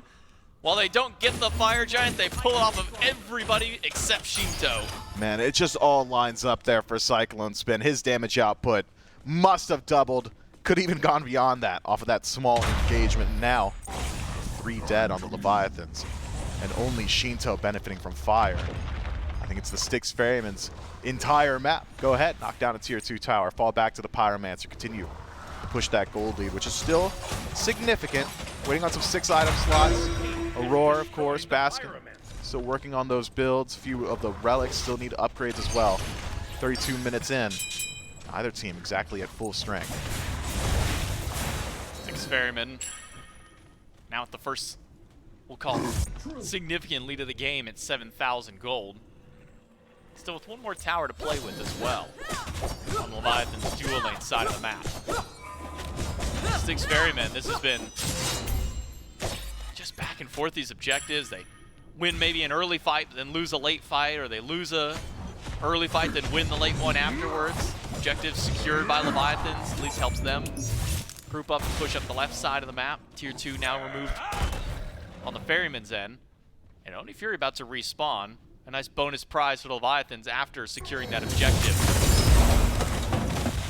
Now it comes down to what do the 6 Ferrymen do in response? Do you wait out the next 4 minutes of this game, wait for that Fire Giant to come back up and do it all over again? Or do you make the proactive play and start pushing up a lane? Because the Leviathans, it seems that that's their call. Head up to the left side right away. Yeah, I think it's likely the Ferrymen just spin their wheels for the next few minutes. Fire Giant only on Shinto is not a massive deal, but still is a pretty significant advantage. Go ahead, play defensive, see if maybe the Leviathans overstep. It's unlikely the Leviathans push in towards Phoenix here. Really, the Leviathans and grabbing that Fire Giant essentially just extend this match. Will bring us back to neutral once more. And as the game continues to go onward, that always benefits the team that is behind, especially this late in the game. So any minute added to the clock should further enhance the builds of the Leviathans, catch them back up to their enemies in the Styx Ferrymen. I can't tell you what the difference needs to be. We need to see more from Adapting, truthfully. Adapting's Pele performance so far has left a bit to be desired. Hasn't quite been able to pose a significant threat to the back line of the 6 Ferrymen. And I'm thinking Adapting is really the only one that could jump onto Cyclone Spin. Often Cyclone Spin has been left alone in these fights. It's Paul, Sino, Baskin, Allure all diving. And then Cyclone Spin either following up from the air, thanks to that Astral Barrage, or simply straggling along trying to keep up with his team. If Adapting's back there, it could separate the Styx Ferrymen, force them to peel back, try and help out their ADC. Alleviate some of that pressure the rest of his team's feeling. But I also can't blame him for being a bit unwilling to do so. The few times we've seen him attempt it, that turn and burn potential that Cyclone Spin has had, just a little bit too much to deal with. Fortunately, though, with Final K picking up Spectral Armor, as well as Wrong U holding on to Spectral Armor, should be able to mitigate some of those crits. It is a last item Deathbringer for Cyclone Spin, plus a fully stacked up arrow. He's got a decent bit of crit chance, and those crits can hit a little bit harder. So we're approaching full build for nearly everybody on the map now. Wrong U, the only one who's still holding on to that recipe. Didn't have the golden hand to finish out that next item. Difference is in relics, at least, is just about everybody on the Leviathans has finished out their relics. Meanwhile, for the 6 Ferrymen, it's only the frontliners who have maxed out theirs. Maybe some power potions in pocket, an elixir for Cyclone Spin. That's where the brunt of his remaining gold has now gone. But it's the Leviathans. First ones to the pit, starting to get a little bit of vision out, stripping away what few buffs they can reach without stepping too far out of line. And they've also got really good vision just to catch out the Styx Ferrymen on their push forward. So the Ferrymen realize it's likely the Leviathans are grouped up now. Need to play together to knock down these wards. Baskin and Wrong U staring each other down. You can even see it there. Neither one willing to take that space. Cyclone Spin forced to do the dirty work. Will knock down that sentry. But as far as the Fire Giant pit is concerned, that is solidly within the control of the Leviathans. We've got one on the north and south side. 6 Ferrymen. I mean, it seems to me they're just going to go ahead and wait out the pool. Leviathans inside of the Fire Giant pit. Final K continuously trying to fish for one of these pulls. See if he can grab him. Usually Paul has been his eyes set target. See if he can grab this carry out of position. A 6-1 and 11 set, a 7-1-7 ROM for Cyclone Spin. It's no wonder the 6 Ferrymen's backline has been so difficult to deal with, especially when they're getting slash lines like these. You can't really call Paul much of a backline, though. He's been right up there with the rest of the team. Stitch and Beacon will be capped by Sino.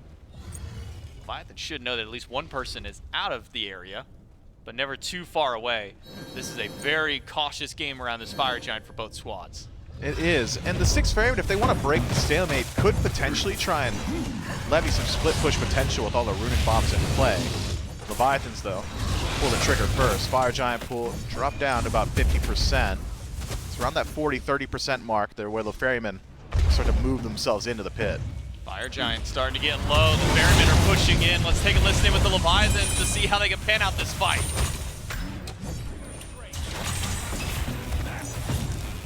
Killing spree.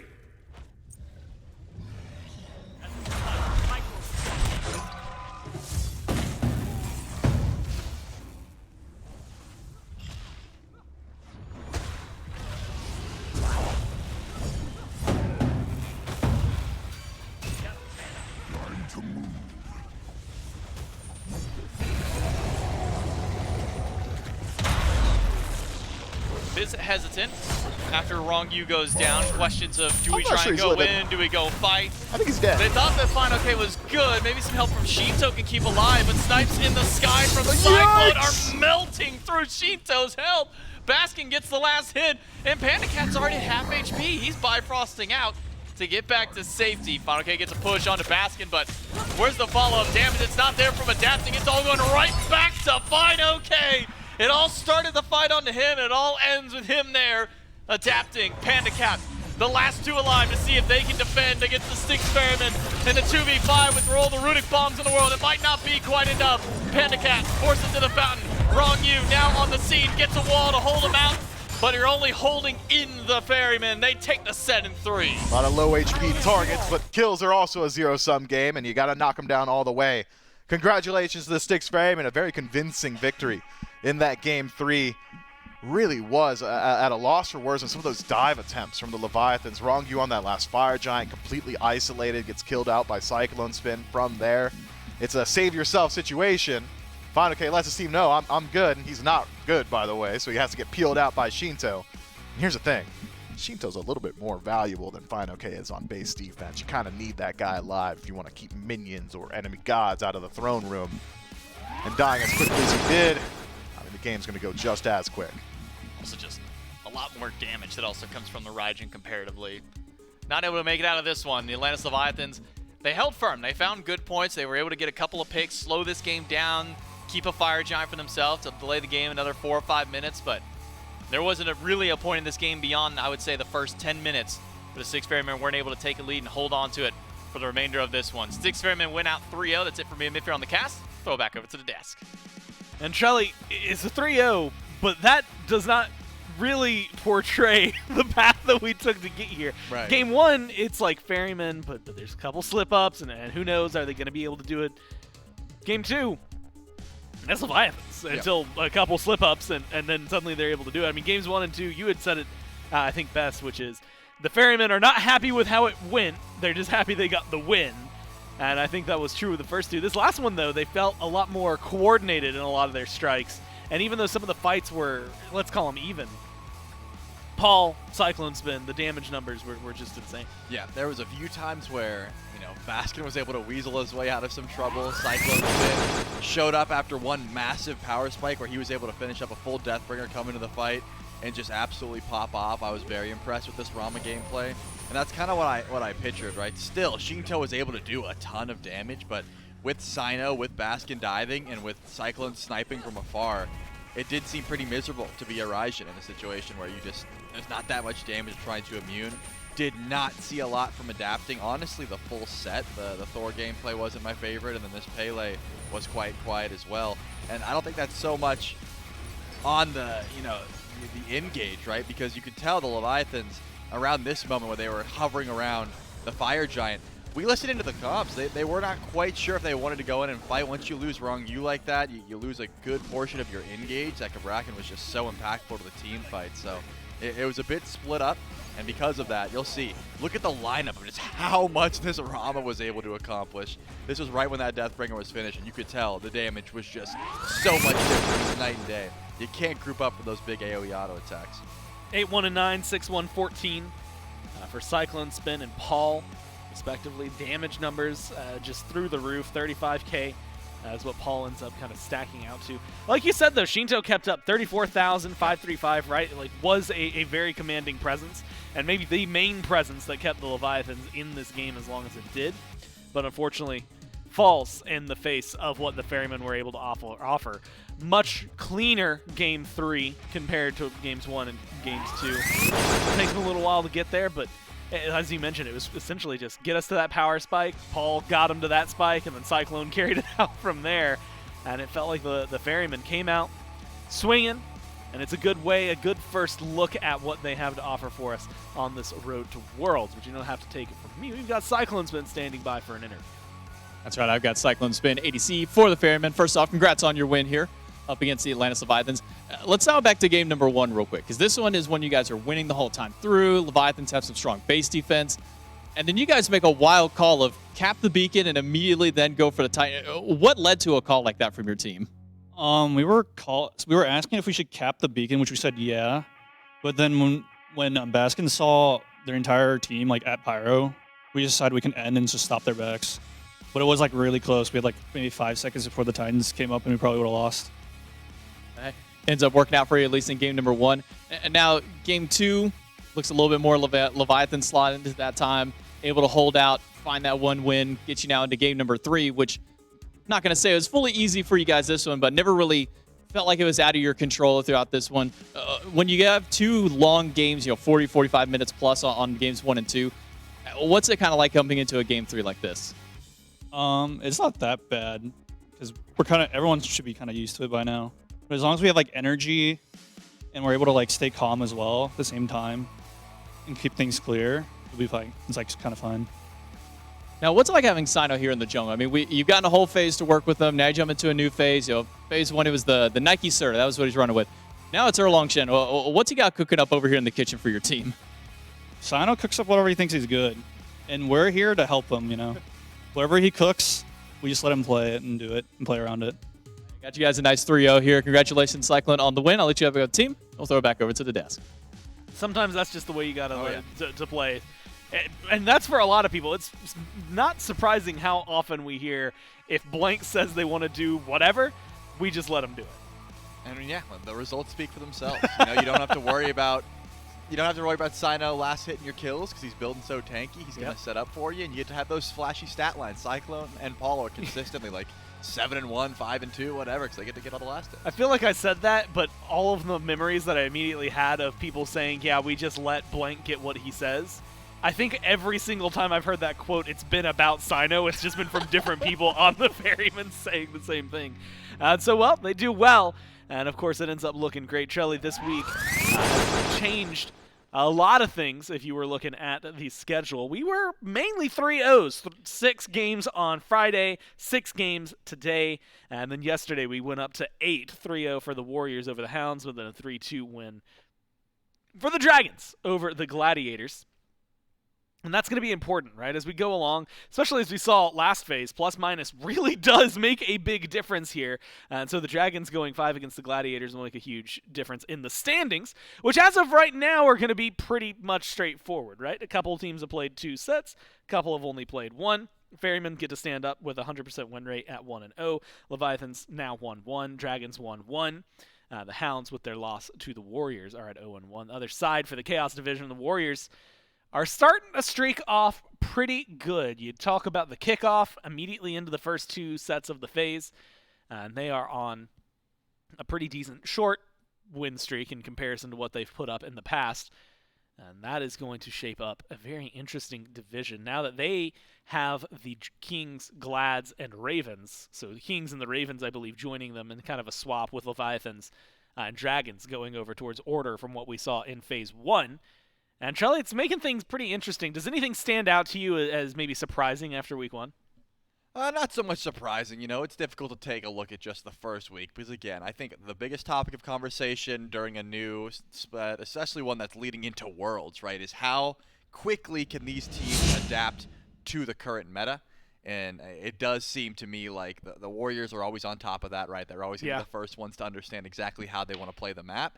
And then you get to see, for example, the way that the Ferrymen are playing, where it's not exactly that same meta. It's a version. It's their own version of that meta. So I think there's still going to be some growing pains for a lot of these teams. So far, not so much surprising. Nothing too surprising in week 1 to figure out, but maybe something surprising that will be coming up in week 2. We can take a look at the schedule for what you have waiting for you. Friday at 11 is when we're going to be starting, 11 Eastern. As the Leviathans taking on the Hounds. So they came in this week, had a couple of rough matchups. The Hounds not going to give them an easy time. Ravens and the Gladiators. The Ravens still looking for their first win. The Gladiators as well. Then the Warriors will take on the Leviathans for their only set of the week, and one that I'm sure the Leviathans are going to have to come out and prep hard for if they want to try and find a win. Ravens will then take on the Dragons. That has always been a fun matchup, those two teams. And it'll be fun to see what they have to offer for us to close out Saturday. And then Ferrymen Hounds and Kings Gladiators on Sunday. And Trelly, that Ferrymen Hounds matchup in Phase 1 was the most recurring matchup because, we were talking twice, I believe, in the regular phase. Then they had to play a tiebreaker. Then they ended up meeting again, going 5 games at Masters. It was just phenomenal how often they found each other.